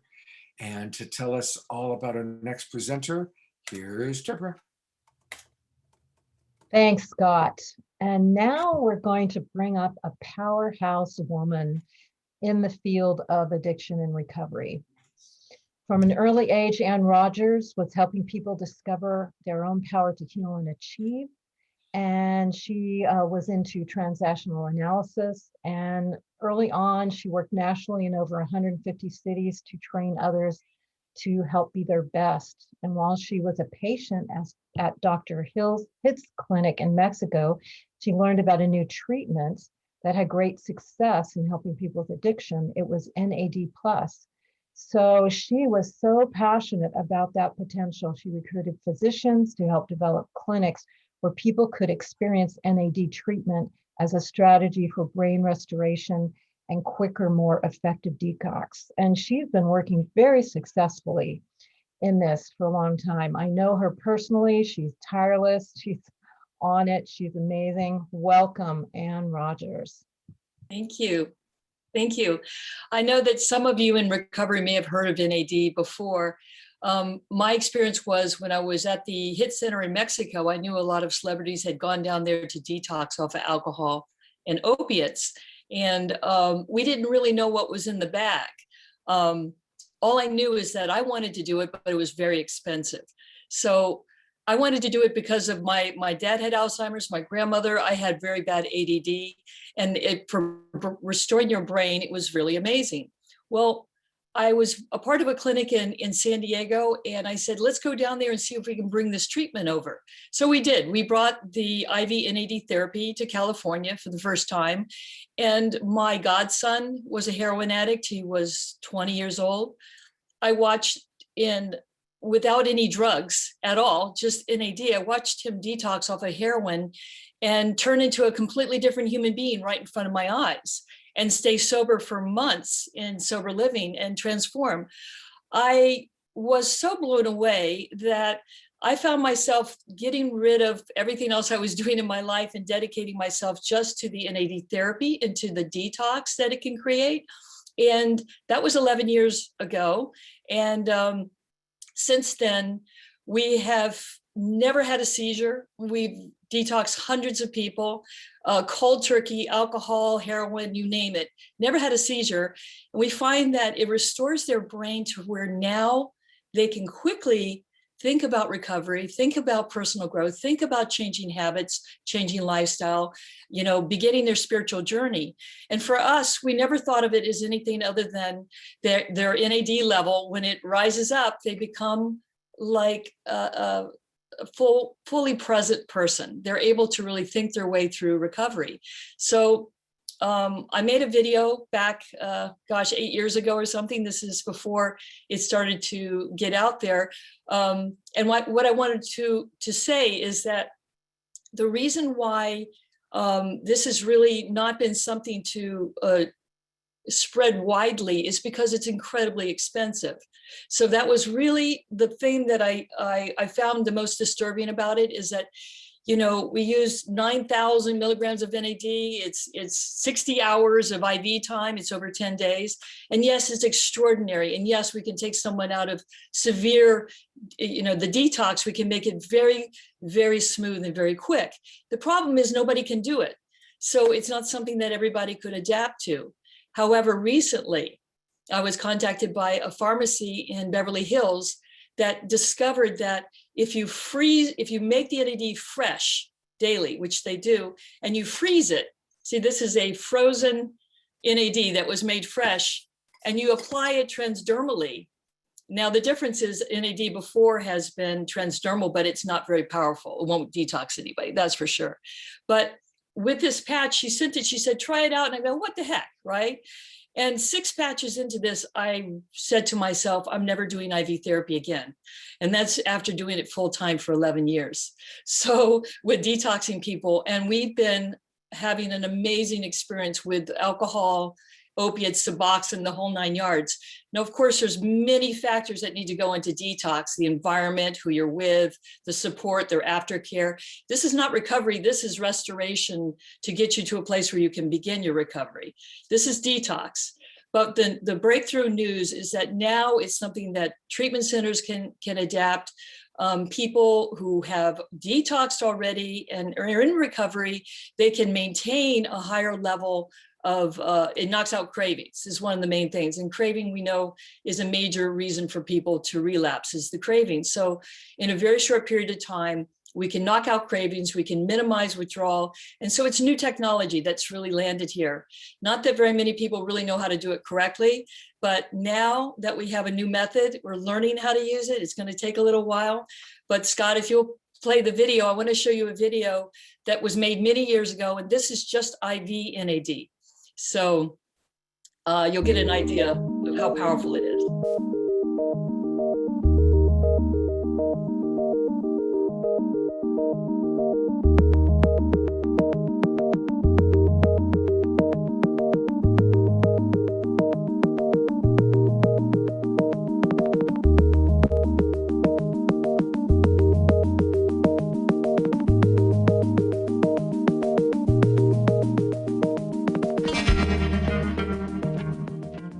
I haven't felt this way since I was 20 years old. I just feel great. I have all this energy. I absolutely feel like a new person. It's brand new. I'm like looking at life with a new pair of eyes, you know, it's great. I've been a nurse in the field of addiction for the past 7 years. The detox process is unbelievable. I've seen opiates, benzo addicts, alcoholics, amphetamine users, all of the above detox in a outpatient setting with minimal discomfort. I'm on day 7 and I haven't felt like this in 12, 13 years. People who are so debilitated, who come in ultimately so stressed, just in the period of 10 days, become new human, become new people. It's unbelievable to see them become just someone else. I don't, or what they used to be prior to 20 years of drug usage. There's no words that you can put to describe it. I was on painkillers for 12, 13 years and pretty much convinced myself I was nocturnal, and since I've been on this, I have a normal sleeping habit. I was really happy about that. I find myself singing to myself. I've never done that. Just real positive attitude since about day 3. Everything just started spinning around. When I came here and they were telling me you think better and see colors clear, and I was like, yeah, and I'll have super speed and flight and won't be bothered by kryptonite. And then I kind of kicked myself because I was wrong and they were right. And this has actually been a real turning point for me. I don't know how to praise this any more than that. The agony is not there in the actual detoxing, but the end result is even more beautiful, and that is that you get clarity of mind like you've never ever experienced if you have a long-term addiction. My mind is clearer than it's been in 30 years. I'm 63 years old. My mind is clearer than it's ever been in 30 years. And the 3rd day, he was like, I don't want pills anymore. I have no desire. And then day 4, and he was like, I could see his personality coming back. You know, because pills will do that. Whatever, alcohol, whatever you take, it will change your personality. Last 20 years, I was a heroin addict. I have overdosed twice. I have been detoxed 10 different times. I have been to uncountable amounts of rehabs, more than the 10 times that I had been detoxed. I had used methadone for 3 years. I used the drugs over it. I tried Suboxone for 2 years, wound up using the drug over it. I never could get rid of my addiction due to my cravings, the overwhelming craving voices in my head. Since I've used the Brain Restoration Plus, I have not had a craving. I have not used. It's been 1.5 years, and I believe my mind gets stronger by the day from it. I just can't explain how miraculous the treatment was. I have no cravings whatsoever.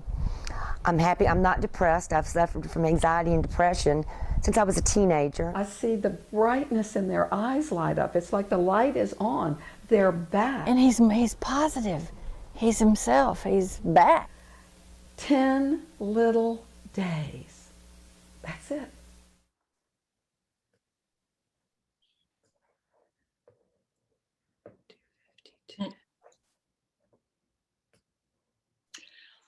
Wow. So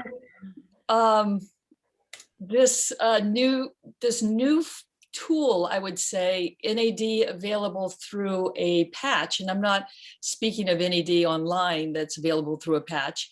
It's a live NAD, I call it, because it's fresh and it's bioactive, and it really is a major tool in everyone's toolkit who's dealing with addiction or dealing with someone with addiction. It's also good for the people dealing with people with addiction because it's an anti-aging product. It's natural, occurs in our body naturally, and it declines with age. So we just found that especially alcoholics, they have a very low NAD level. You raise their NAD level, now they don't crave alcohol. And it's just part of an overall program. It's not the end goal, it's just part of a program. And so that's what I wanted to share with you. If you have more information, we're just setting up the new website, nadtherapy.com. And you can email us at info@nadtherapy.com. And we will be discovering more and more about how to use this new technique with the patches, but now it's affordable to everybody instead of just people with $10,000. So. And, you know, I've known Anne for decades. We first met in the mid-90s, and she's always been doing amazing cutting edge stuff. But you've really hit a home run this time, Anne. Thank you so much for your dedication, because I know you've been really dedicated to supporting people going through the absolute horror and challenge of addiction and providing the best possible recovery. And now to come up with something that is so affordable and so effective. Congratulations. I mean, this is a real gift to the world. Thank you. Thank you. Yes. And you'll be seeing more Annie on our show for sure, because I'm going to definitely want to follow through on all that you're learning and discovering. I don't know whose music that is. It sounds like God is coming in and joining. Yes.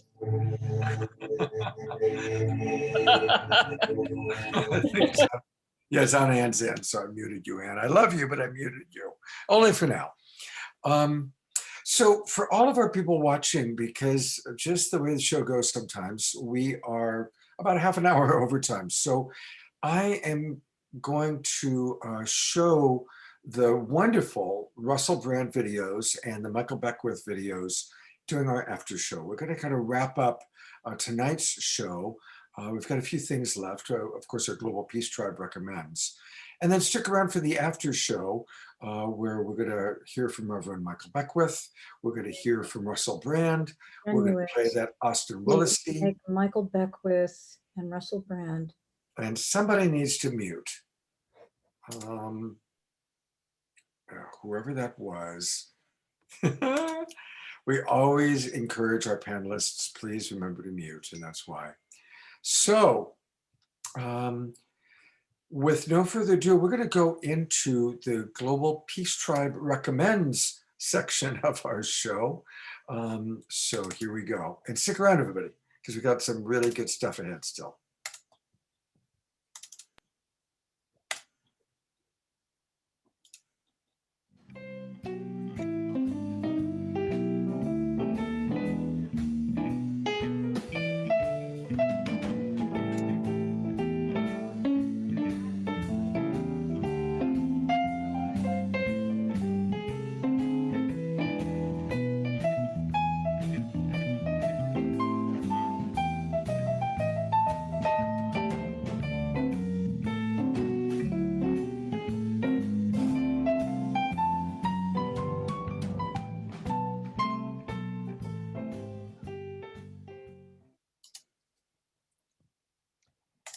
And we're so happy to bring you some new programs that are birthed from Saturday Night Alive.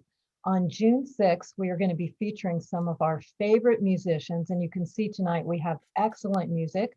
Kristen Hoffman and Cornflower working together to create an experience musical concert. If you know, they are very experienced in beatboxing and channeling from source their music. So they are going to work together, have an experiential concert, and share what the process is to tune into spirit and let creativity come through you. It's going to be amazing. It's Sunday, June 6th, 1 p.m. PST. And we're going to show a short video about it right now.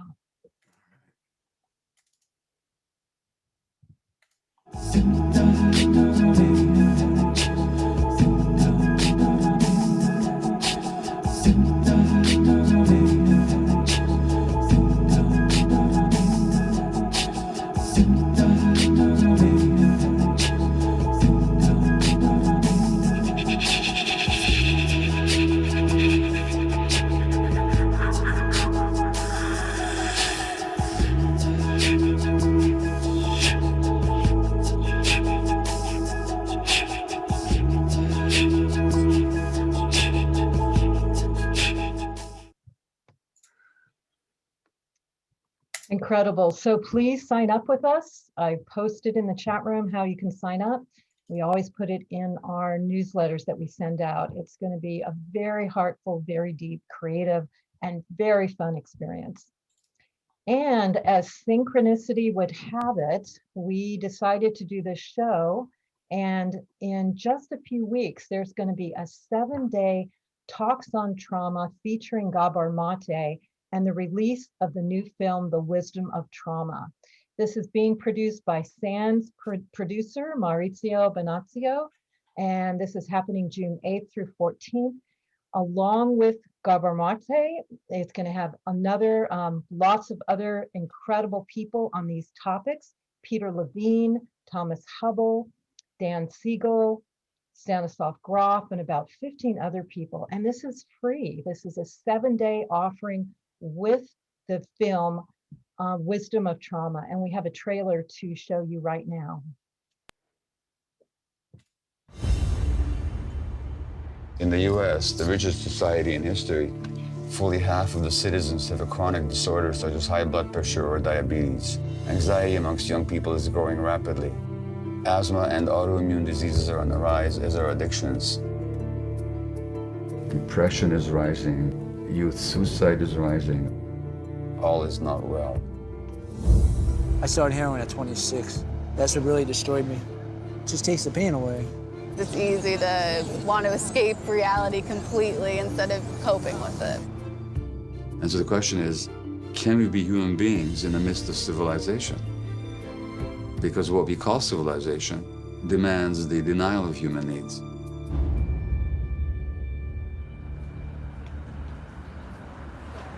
Please welcome Dr. Gabor Mate. Every human being has a true, genuine, authentic self. And the trauma is that disconnection from it, and the healing is the reconnection with it. Why do we get disconnected? Because it's too painful to be ourselves. So you sort of a bit like in The Matrix when Neo sees everything's made out of numbers.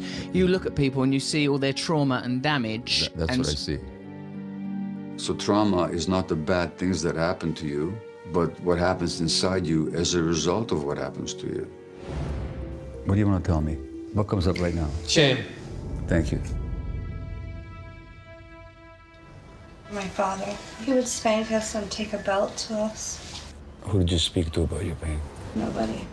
Yeah, that's the trauma. In other words, by the time you're 5 years old, you're completely alone. People are much more lonely and isolated than they used to be. Literally, it causes inflammation in the body and suppresses the immune system. You've been diagnosed with prostate cancer. Correct. In my view, people that develop cancer have a hard time expressing healthy anger. Hillary Clinton versus Donald Trump, there were two traumatized people fighting to govern a traumatized world. That's exactly what I'm saying. And these are the people that our society rewards with power. Our schools are full of kids with learning difficulties, mental health issues that are trauma-based, but the average teacher never gets a single lecture on trauma. We need trauma-informed medical care, trauma-informed education. If we had a trauma-informed society, we'd have a society that looks much more compassionate.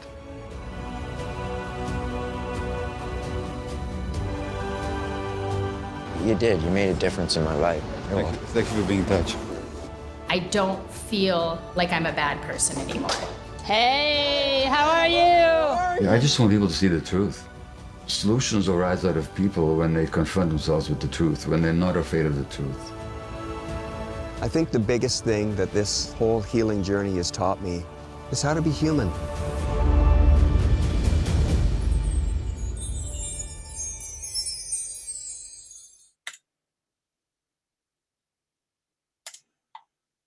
So you can see this is going to be an amazing journey. 7 days, it's free, showing of the film and all sorts of speakers. This is amazing. You know, these are the times where everything that's been hidden is coming up to be revealed and healed. And this is really happening for so many now. This is time for this. Really amazing.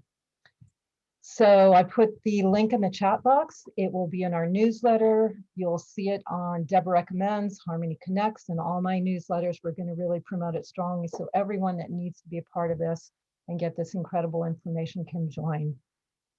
So, and we have one more thing to offer. Russell Brand does his own recovery workshop, and it's Recovery with Russell Brand.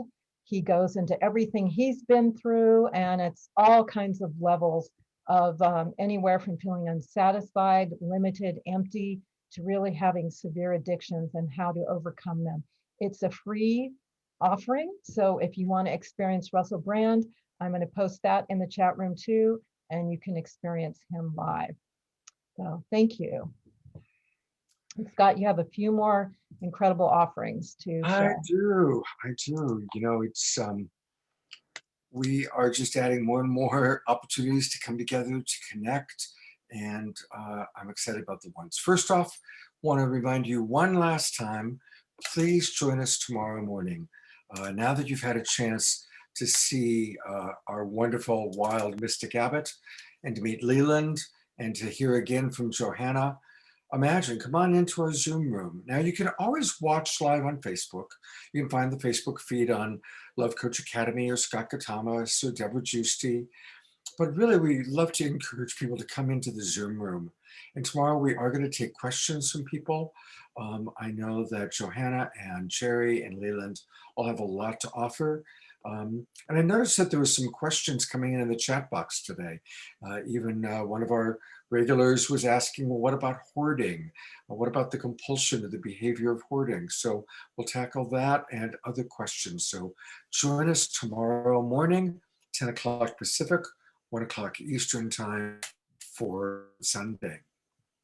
And then again, next Friday night, again, so we can go deeper and deeper, we're going to be having 3 of the people that you've met tonight. It's going to be a chance to really get to know wholehearted.org much more fully. And so we'll be talking at length with TJ Woodward, really helping us to understand, what does conscious recovery really mean? How do we do that? And recognizing that all of us are in recovery and all of us want to be more conscious. And so he has a wonderful set of tools to really help us work that. And you met Roland, he's beautiful, and he's going to be sharing his wisdom. And then AJ is also going to be joining us. So please, next Friday night, May 28th at 7:30 p.m., we want you to join us. And the very last thing that I want to announce, I don't have a poster, I don't have a video, just me announcing. Do you miss touching people? Do you miss like being able to watch musicians while we're cuddled up on the couch, maybe doing yoga together? It's going to happen. We are going to have 3 combination retreats. It's a combination of Global Peace Tribe, Love Coach Academy, and Light Touch, kind of bringing all these worlds together with not 1, not 2, but 3 retreats starting in July. July 15th to the 19th, we're going to be at my dear friend's beautiful home temple called Skywood Temple. It's in Woodside, California, way up above Stanford University, just about halfway between San Jose Airport and San Francisco Airport. So you can fly into any of those airports. It's going to be a powerful 4-day retreat, primarily focusing on our relationships to ourself, and our relationship to each other. And we're going to have some of your favorite Global Peace Tribe musicians there. We're going to do dance and music every night. We're going to do yoga in the morning. And we're going to have some of our favorite teachers doing relationship stuff July 15 to 19 in Northern California. That particular retreat, it's going to be primarily camping style, but there's a beautiful big swimming pool, hot tub, indoor sauna, and immediately you can go over walks into the redwoods from his home, and we'll really enjoy that. I've done several retreats there before. It's one of my favorite places on the planet. So July 15 to 19, put in your calendars. We're going to limit it to 35 people, so it'll fill up. And next week, I will have the link of how to register and more details, but put it in your calendars, July 15 to 19. Then we are here today and gone to Maui. September 14 to 21, a week in paradise in Maui, and my beautiful friend Lori Grace's estate. Some of you remember, you saw she was on our environmental show. She did a video. We saw her estate. It's this incredible, sustainable retreat site, and it's gorgeous. It's on the jungle side of Maui. Now there is some camping, and there's also some really fancy rooms. It is going to be week long. It's going to be a little bit more expensive, but again, we're hoping to fly over some of our favorite Global Peace Tribe people. And of course, at all of our retreats, Jay will be there, and we'll be doing light touch with each other, which is really, really fun. Just think about light touch with each other. It's going to be sweet. So put those dates aside, September 14 to 21 in Maui, September 14 to 21 in Maui. And then finally, we want to acknowledge all of our East Coast friends. So we're going to be in Asheville, North Carolina. My good friends Avenita and Rajo have a beautiful retreat site in Asheville, and we will be there October 8th through the 11th. And we've timed that so it's the weekend before the Leaf Festival. The changing of the colors in that area, they're right near the Blue Ridge Mountains. It's gorgeous. And so you can come to our weekend retreat, hang out, and then go to the Leaf Festival the following weekend if you so wish. So put those dates down, plan on joining us. Hopefully we'll get some of our favorite musicians like Johanna and Valerie to come to at least one of these retreats. And it's going to be a lot of fun. So please do join us. So those are our Global Peace Tribe announcements. And I want to invite you to stick around. We are going to have quite an after show, but I'm going to bring my partner Deborah back up to kind of say an official good night. And also please continue to donate to Leland's organization. I want to thank all of you. I see that we're up at around $600. Let's get it up to 1,000, all right? So please, let's donate to that GoFundMe. And Deborah, do you have any final thoughts you'd like to share? Yeah, every show like this just blows me away, blows the heart open, blows the spirit open, connects us all. We've got a lot of work to do, but we're all on the same page of what we want to heal and how we want to change this world. And we're all working together now. That's one of the beauties of these times, is we are connecting virtually all over and powerfully manifesting forward. And this show is a testimony to it. So love you all, appreciate all the wisdom of the presenters and my partner Scott for being committed to this topic. Beautiful. So much love. Now we have a wonderful video with Johanna and Valerie that we're about to play, but I want to bring TJ on as our co-host. Where is TJ? There he is. Hey, TJ. Thank you so much for a wonderful show. This has been such an honor. Can you stick around for a few minutes to answer a few questions? I would be delighted to, yes. Great, all right. And I know that our Mystic Abbott, our sponsor for tonight's show, Jerry, you're going to stick around and share a little bit. And we're going to hear from Russell Brand. We're going to hear from Michael Beckwith. And anybody else, if you keep your cameras on, that means that I imagine if your camera's on after Johanna and Valerie's song, then I imagine you're going to stick with us for a little bit.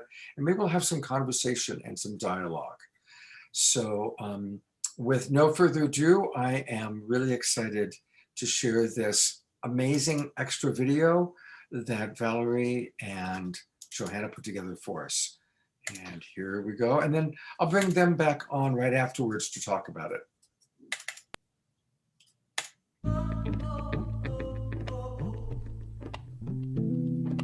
Now is the time, and here is the place.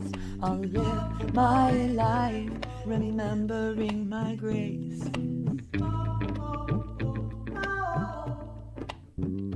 We daydream our reality into existence.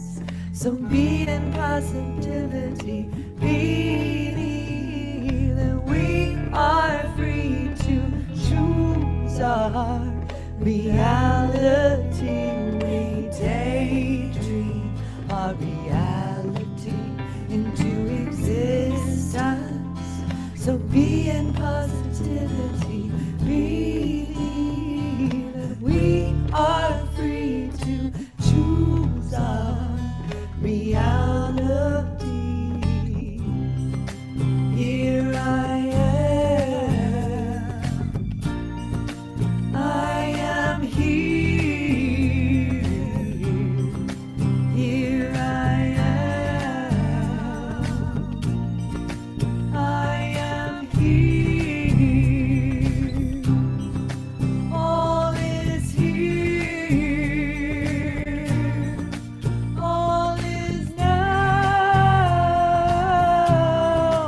All is here. All is now.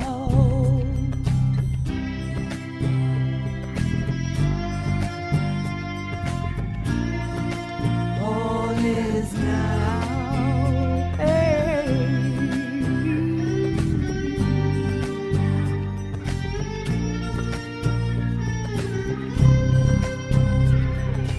Here I am now.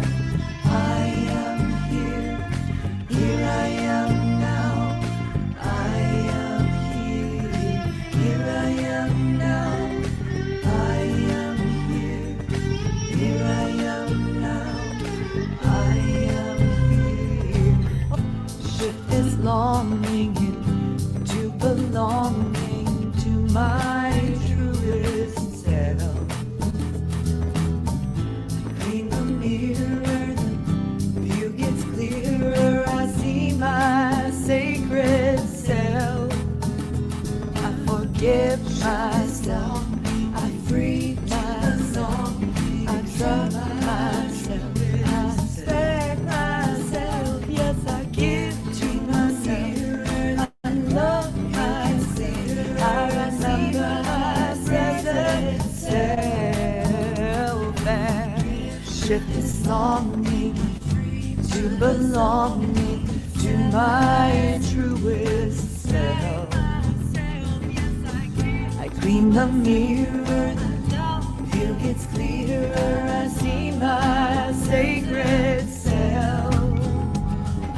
Give myself, I free myself. I remember myself. I seg myself. Yes, I give. Clean the mirror, the view gets clearer. I see my sacred self.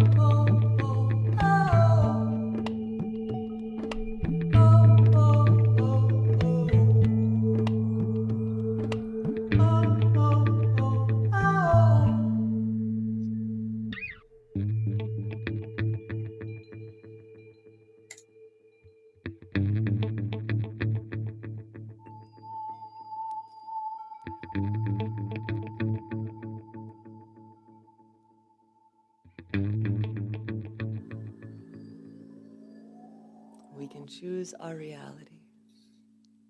Thanks, Valerie. Groove into bliss. Bless you.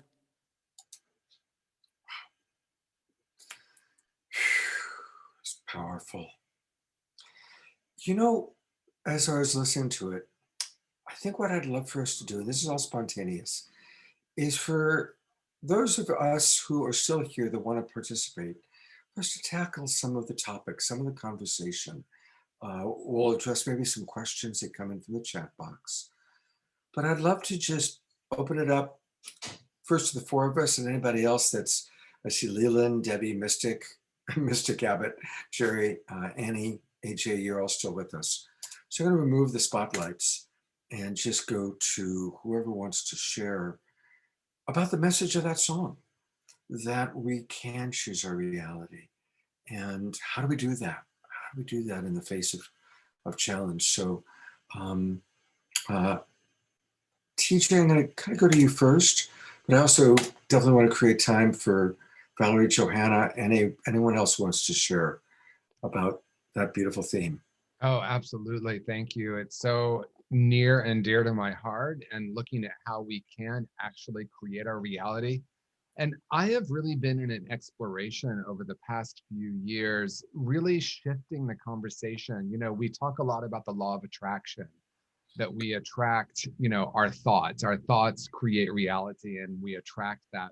And I've really been shifting that in my own journey and in my work, from the law of attraction to the law of radiance, and looking at how we can actually radiate into the world and then change what we experience. A lot of times too, when we think about choosing our reality or changing our reality, we tend to talk about it as thought. And of course, we know that when we change our thinking, we change our reality. And yes, we do seem to attract different situations into our life. And I think there's something deeper happening too, and that is vibration and frequency. And so when we do the deeper work, and actually this is my third book that's coming out at the end of the year, it's looking at how we actually begin to clear away. You know, we talked a lot this evening about trauma, and making peace with the past. Forgiveness has come up, so that we can create a place within ourselves that we can really tap into inner wisdom and create our life from a much deeper place. You know, I think we're going to see a video from my wonderful friend Michael Beckwith, who really has spent a lot of his work dedicated to visioning and how we vision our life. And basically what I'm saying is, it's not just in the mind, that it really is about tapping into a much deeper place and receiving those powerful messages from our spiritual essence. And then we tune into that frequency, and then life begins to shift. You know, and this is the last thing I'll say, but I posted the other day, I said, I stopped trying to change the world and tuned into my own inner frequency. And then I watched the world change before my eyes, right? And so it's unplugging from believing that the world needs to change, tapping into a deeper vision. And when we tap into that deeper vision, not only is our own life so much better, more joy, more love, more connection, but we also then begin to make a profound difference on the planet. And I think that is really what we're shifting into right now. I think everything we've just gone through in the last year is providing us an opportunity to tap into that, so that we can collectively make a difference. Beautiful, beautiful. Thank you, TJ. Thank you, Scott. Excellent. I'm putting the spotlight on Johanna and Valerie, because that song was just so perfect to kind of conclude the main show, but then to lead into the deeper. And first, I gotta say, your guitar, Valerie, you just play with such soul. I mean, it's just unbelievable. It really is so awesome. Thank you. And of course, Johanna, I'm totally in love with Johanna and her heart, her music, her voice. You know, there's my dogs barking. They're excited also. I'd love to hear from the two of you, not just about the inspiration of the song musically, but the inspiration of the song energetically, and how you both are living that in your lives, that the messages of that song. Okay. No, you go. We're so Well, polite. okay. What I Okay. can say is, it came. We were sitting and having a conversation. We were sharing angst. We were sharing things that we go through, and we started talking about the concept of really tuning into the fact that we have more power than we think we have. And we said, oh my God, we have to go right into the studio right now and write this and sing it. And it really just flowed. And I also want to say, I agree with TJ. It's not just the words and the thought, but to your point, all of it is vibration. And it's one of my favorite expressions, Esther Hicks, is we are vibrational beings in a vibrational universe. And so everything is that vibration, whether we're thinking it or saying it or singing it, but the other point you made is so, so, so true, is that whatever it is that we're feeling, that's what we're putting out in the world. And that's what we're adding to this collective. And Johanna and I were very, very aware of that when we were composing all of the songs, because it's our service. It's medicine. It's what of course, it's healing ourselves to bring it through, but then it's something that we can offer and share. Johanna, you want to say something about? So this is also very near and dear to my heart. I wrote a song when I was 16 called Free to Decide, Breathe, that choirs have bought all over the world and sung. And, it's an offering that's basically saying, take a moment to breathe. You can choose your reality.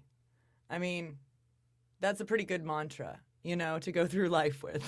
Take a moment to breathe. This reality is not something you want to fight with. It is what it is, right? One of my teachers, Byron Katie, I was trained in the work of Byron Katie at 23, and it totally mind-blowingly changed my life, as things do, when we're open to spirit and we need a way, a pathway. And I had been coming out of addiction and all of those things at that time. And so her main focus is, let's just accept reality, and we can manifest our reality to be what it wants to be. And we don't need to fight when it's not what we want it to be, because it's going to be whatever our hearts desire it to be, if we choose to believe that. And so I've been so passionately kind of fixed on that manifestation mentality throughout my life. And it's really amazing when we co-create with reality what is possible, rather than thinking that reality is against us. When we are in the yoga of it, then we're able to find our groove and find a little bit more flexibility of mind, so to speak. The whole world opens up in a way that's just magnificent. However, the mind will do tricks on us, and that's where this song came from. So thank you, Valerie, for this offering. We were both in our heart moment, and we just a little tweak of our reality, so to speak, and this song was birthed. And that's what this is about, is, out of the most extreme pain can come the most profound enlightenment, if we allow that. Beautiful. I love both of you so much. And I hope you stick around. I'm going to play a short Russell Brand video. It's very funny and it's very accurate. And I think that after this video, it will be fodder for good conversation. And I'm sure that Leland, AJ, Johanna, Valerie, Jerry, TJ, you may want to have something to say after we hear what Russell Brand has to say on the topic of how to deal with an addict or someone going through addiction. Take it away, Russell. Do you have a family member that is an alcoholic or an addict, and it's causing you a great deal of pain, and you're wondering, how do I support them without enabling them? Here are my suggestions. It is next to impossible to help an addicted person unless they want to be helped. That's a real fact. Another real fact is it's very difficult to help a person when you're very close to them. Say if one of my kids became a drug addict, or one of my immediate family, it would be hard for me to be the primary person helping them. Even in my marriage, like, me and my wife aren't the dominant mentor of one another. Sometimes I say to my wife, you've got to talk to someone else about that, because I'm biased. I won't give you good advice. Same for me and her, vice versa. So I feel like with addicts though, like, I know loads of them. What I do is I go, this is what I know about not taking drugs. You have to admit there's a problem and that it's destroying you. You have to believe it's possible to stop and that there is another way of being. You have to accept help and do things differently. Now, if they won't do those things, then I kind of will go, all right then, well, there you go. Now, that's very difficult when it's someone that you really, really love. If it's your teenage child who you adore, or your parent or whatever. But that's the fact, in my opinion. You know, the whole chain people to a radiator, lock them in a room, drive them to a rehab thing, I think it's limited returns. So for complete disclosure, I did have quite an interventionist beginning to my journey in recovery. People did go, you are going into rehab. The man that was my manager at the time was very influential, and the man that ran that rehab at the time, very influential. They really held some space, to use a therapeutic term for me there. But in the end, it's me who one day at a time did not use drugs because that was suggested. It's me who surrendered. I don't mean me in an egoic way, because whatever energy or power I found within me was granted to me by things that I can't begin to understand. But what I'm saying is, without my willingness, there's no way I could get clean. It's not my parents' fault that I took drugs, and nor is it your fault if your children take drugs, far less if it's one of your parents. So what you say to them, this is one of my phrases: I will help you to change, but I will not help you to stay the same. If you want help staying the same, i.e. give me some money, no chance. If you want help changing, I will help you to change, but you have proven that you are not the right person to come up with those ideas, because look at the ideas you come up with. So we're going to be getting those ideas elsewhere. Then you don't try and be in the nomenclature of 12-step recovery, their higher power. You find someone else. If it's a person who's got a problem with drugs, find someone who doesn't take drugs. If it's a person if you're a person that you're concerned about drinks too much, find someone who's stopped drinking too much. Or whatever the problem is, find someone who stopped doing it and say, can you help this person, my dependent, my whatever it is? They'll do it because they have to, because essentially addiction is the call. The destruction through addiction is the call that the material world is never going to work for you ever again. It's over. You have to find spiritual solutions. You can find a measure of happiness with a material life. But I mean to say, even if I don't mean religious, I mean sort of spiritual, as in your inner life must be well regarded. Your self-care must be monitored. The things that you value must be scrutinized, and help must be sought. A path must be found and then walked. But the fact is that enabling, as the word suggests, means that you make them able to continue on with their drug use. So sometimes the very definition of tough love is required. Like, listen, I can't communicate with you. You're not getting no more money out of me. No, you can't stay at this house unless you commit to change. I will help you to change, but I will not help you to stay the same. That's what I've learned from it, from being around them, that they have to become teachable. And if they're not teachable, they will carry on that path, and you have to let them, because you are not God. So, and that's a horrible thing to accept, not being God. I'm still struggling with it. But for now, I've got this wonderful Technicolor dream shawl, and that's, it's enough for Joseph, and it's enough for me. Hello, I'm doing these new videos more frequently now. Please hit the notification button at the end of this video, because then you'll get a little bell when I post a new video. And I'd like you to get a little bell when I post a video. Then I can, I don't know, be buzzing away in your pocket. Sounds like I'd be like a little pocket mosquito. Anyway, subscribe, click the bell, because I want more people to watch the YouTube videos. You specifically. You gotta love it. So I am removing the spotlight and just gonna open it up to whoever wants to share, because there's a lot of wisdom in that humor.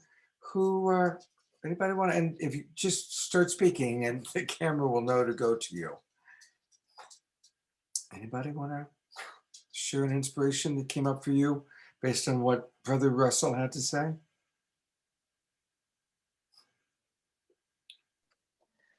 I'll say something if that's okay.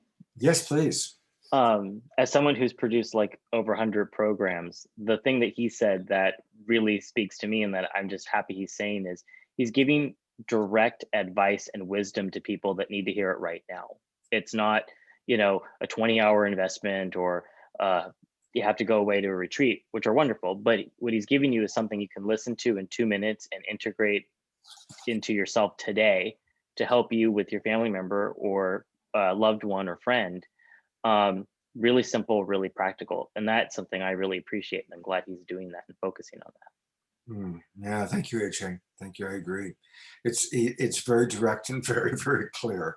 He has that ability to really state hard truth in a way that is not very deniable. It's like, oh shit, that's the truth, isn't it? So, anyone else want to share? Maybe Johanna's puppy. Does Johanna's puppy have something to say? Yeah, she was sharing the whole time. So I caught a lot of it, but not all of it, because she had a lot to say because she had to go potty.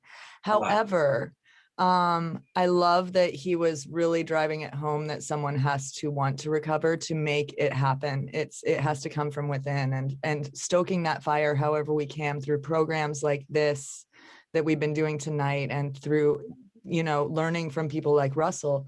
We're able to tune into that kind of higher place in ourselves, and find that willingness to recover from whatever it is. If it's shopping, if it's eating, if it's, pornography, all of these, this world is just full of addiction, and there's so much possibility. There's a 9-year-old that I've been working with her screen addiction. It's just the way it is. We get heroin at 7 years old, like in our hand. And so as a society, we really have to look to teachers like Russell and within ourselves to find that balance. And that's what yoga is all about, is yoking back to our internal compass, to our truth, right? And people like Leland and myself, find ourselves coaching people back to that inner truth all the time, so that they can live their best lives and be without the addictions that we grasp at when we're feeling empty, because the society, if we're listening, is sucking it out of us, right? And yes, who would you have? And Coco's just really good because she doesn't really have many addictions except for cuddling. Yeah. Well, this is Mr. Brubles. And so I think when he saw Coco was up there, he had to jump up too. Yeah. Thank God for our family. I want to also acknowledge something you just said, Johanna, that's so important. Look, we all have addictive moments. We all have compulsions. For some people, it's, Haagen-Dazs vanilla ice cream at the end of the night. And for some people, it's something that may have much more significant consequences. Like Jesus said, let he without sin cast the first stone. Let he without some form of addiction or compulsion cast the first judgment. We all have them. And, that pleasure center, that there's that famous line that every heroin addict is trying to recreate their first high. And we all have some pleasure center moment, whether it's your 6-year-old and the pleasure of whatever, Game Boy or video game she was playing on her thing, or connecting with a friend. It may be pleasure of something that was drug related, alcohol related, sexually related, but we all have food related, sugar related. I ask every new parent to read the book Sugar Blues, which makes a very good point that sugar is the gateway to all future addictions. So it's important for us to realize that we do live in a world that is filled with addiction and compulsion. So thank you for pointing that out. Mystic Abbott Jerry, I think you mentioned that there's something you wanted to share. Yes. I wanted to share just a simple technique that you really don't even need to be trained to do, that can perform miracles. So I'd like to share one story. I usually work in trance when I'm doing healing work, and my favorite is to work in hot water, and my favorite is in hot springs. Well, this happened in Nevada about 30 years ago. I had a lady, a very small lady, in the tank, and she's in the beginning of the healing. When I started to approach her, she just started flailing and flailing, water flying everywhere, slashing her feet. And my team, they decided to hold her down. I said, no, let her go. She's just a little lady. She's not going to go very long like this. And of course, she lasted about 5 minutes, intensely fighting the water, fighting anything. And then she went limp. I finished the surgery. I carried her out of the water and laid her back down on some blankets and covered her up. And I realized her eyes were open. I went over and talked to her. I said, what happened? Everybody listen, hang on to your seat. This is intense. The lady told me that at 8 years old, she had been offered as a human sacrifice. And when it didn't work, her father put her in a third level up of abandoned car in a car yard, dead car yard, and left her there. When you looked at this lady, you could see in her eyes that she was on tilt. Nice way to say it. And here is the kicker I want you all to hear. This lady had been in constant therapy for over 20 years. All kinds of therapists. And now catch this next sentence. She told me I was the first person she ever told this incident to. That means 20 years of therapists were doing nothing. They didn't know how to listen. You have to learn how to listen, not with the intent to reply or give advice or anything else, just to listen, to understand. And when you do that, it's miracle time for the person who's talking, especially if they've never uncovered the biggest secret and the darkest secret in their life. Thank you, Jerry. That's such an important thing. And as a coach, I'm always having to challenge myself, listen, because listen, if we're coaches, it's because we have a caregiving, caretaking nature. And so we want to make things better. And so there is such an impulse to want to make it better, to want to fix it, to offer the solution. And sometimes we have solutions. Sometimes we have the right fix it, but not until that connection has been made. And that's what I'm hearing in your story, Jerry. We have to, and that's, say again, Jerry? Acknowledging their story. Yes, absolutely. Acknowledging their story. So thank you. It's beautiful. Before we go to the Reverend Michael video, is anybody else wanting to share anything? Any of our remaining friends, panelists, anything that anybody wants to share? Well, Scott, you know I can always share, and I just love. Well, first of all, I love Russell Brand. I love him, and I think he's incredible. And I look forward to connecting with him and working with him. I feel that coming. And what I want to say is, what I loved that he referenced, he didn't go deeply into it, but it's the old model of intervention and why I believe and what he's saying is that doesn't work about it. And what he pointed to when he talked about being chained to something or being forced to go into treatment, the old model was you get a group of people together and you tell the person with the addiction all the ways you love them. And then you say, and if you don't stop drinking, I'm going to take that love away. Right. And that right there to me is exactly what doesn't work.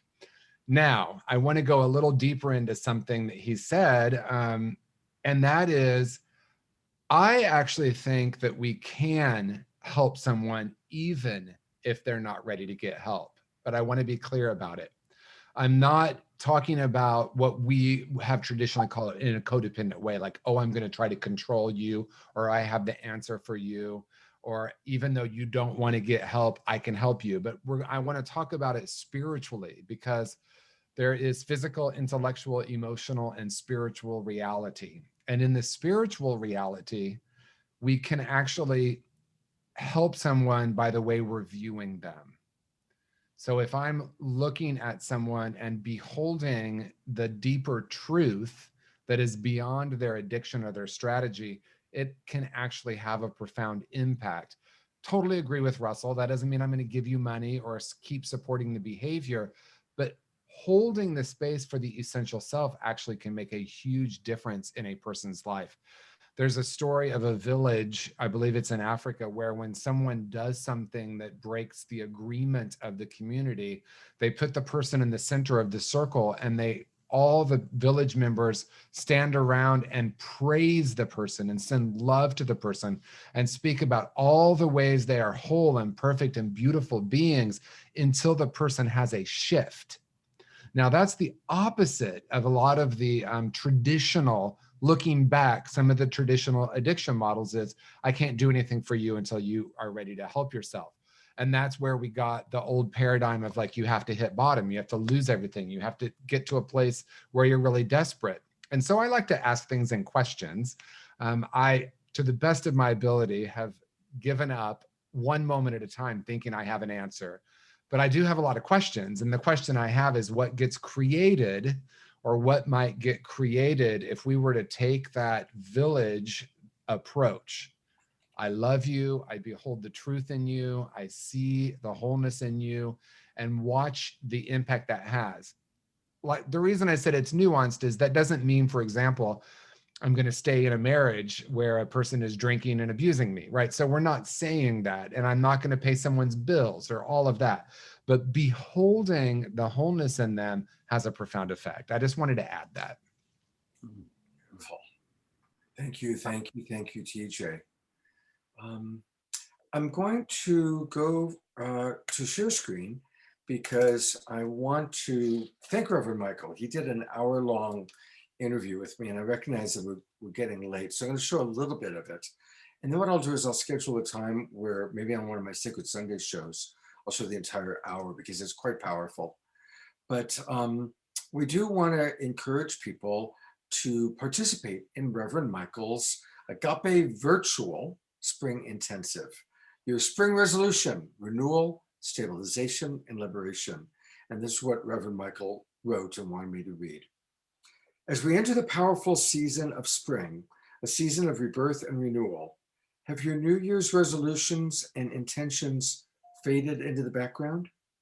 If so, then now is the perfect time to reinvest and reinvigorate your sacred vision for your life. Join me, Reverend Michael, for Agape's Virtual Intensive, Spring Resolution, Renewal, Stabilization, and Liberation. It's going to be Saturday, May 29th, from 11 a.m. to 1:30 p.m. So that's next Saturday. And we really want to encourage all of you to participate in that. And thank you. And I'm going to bring up and play just a little bit.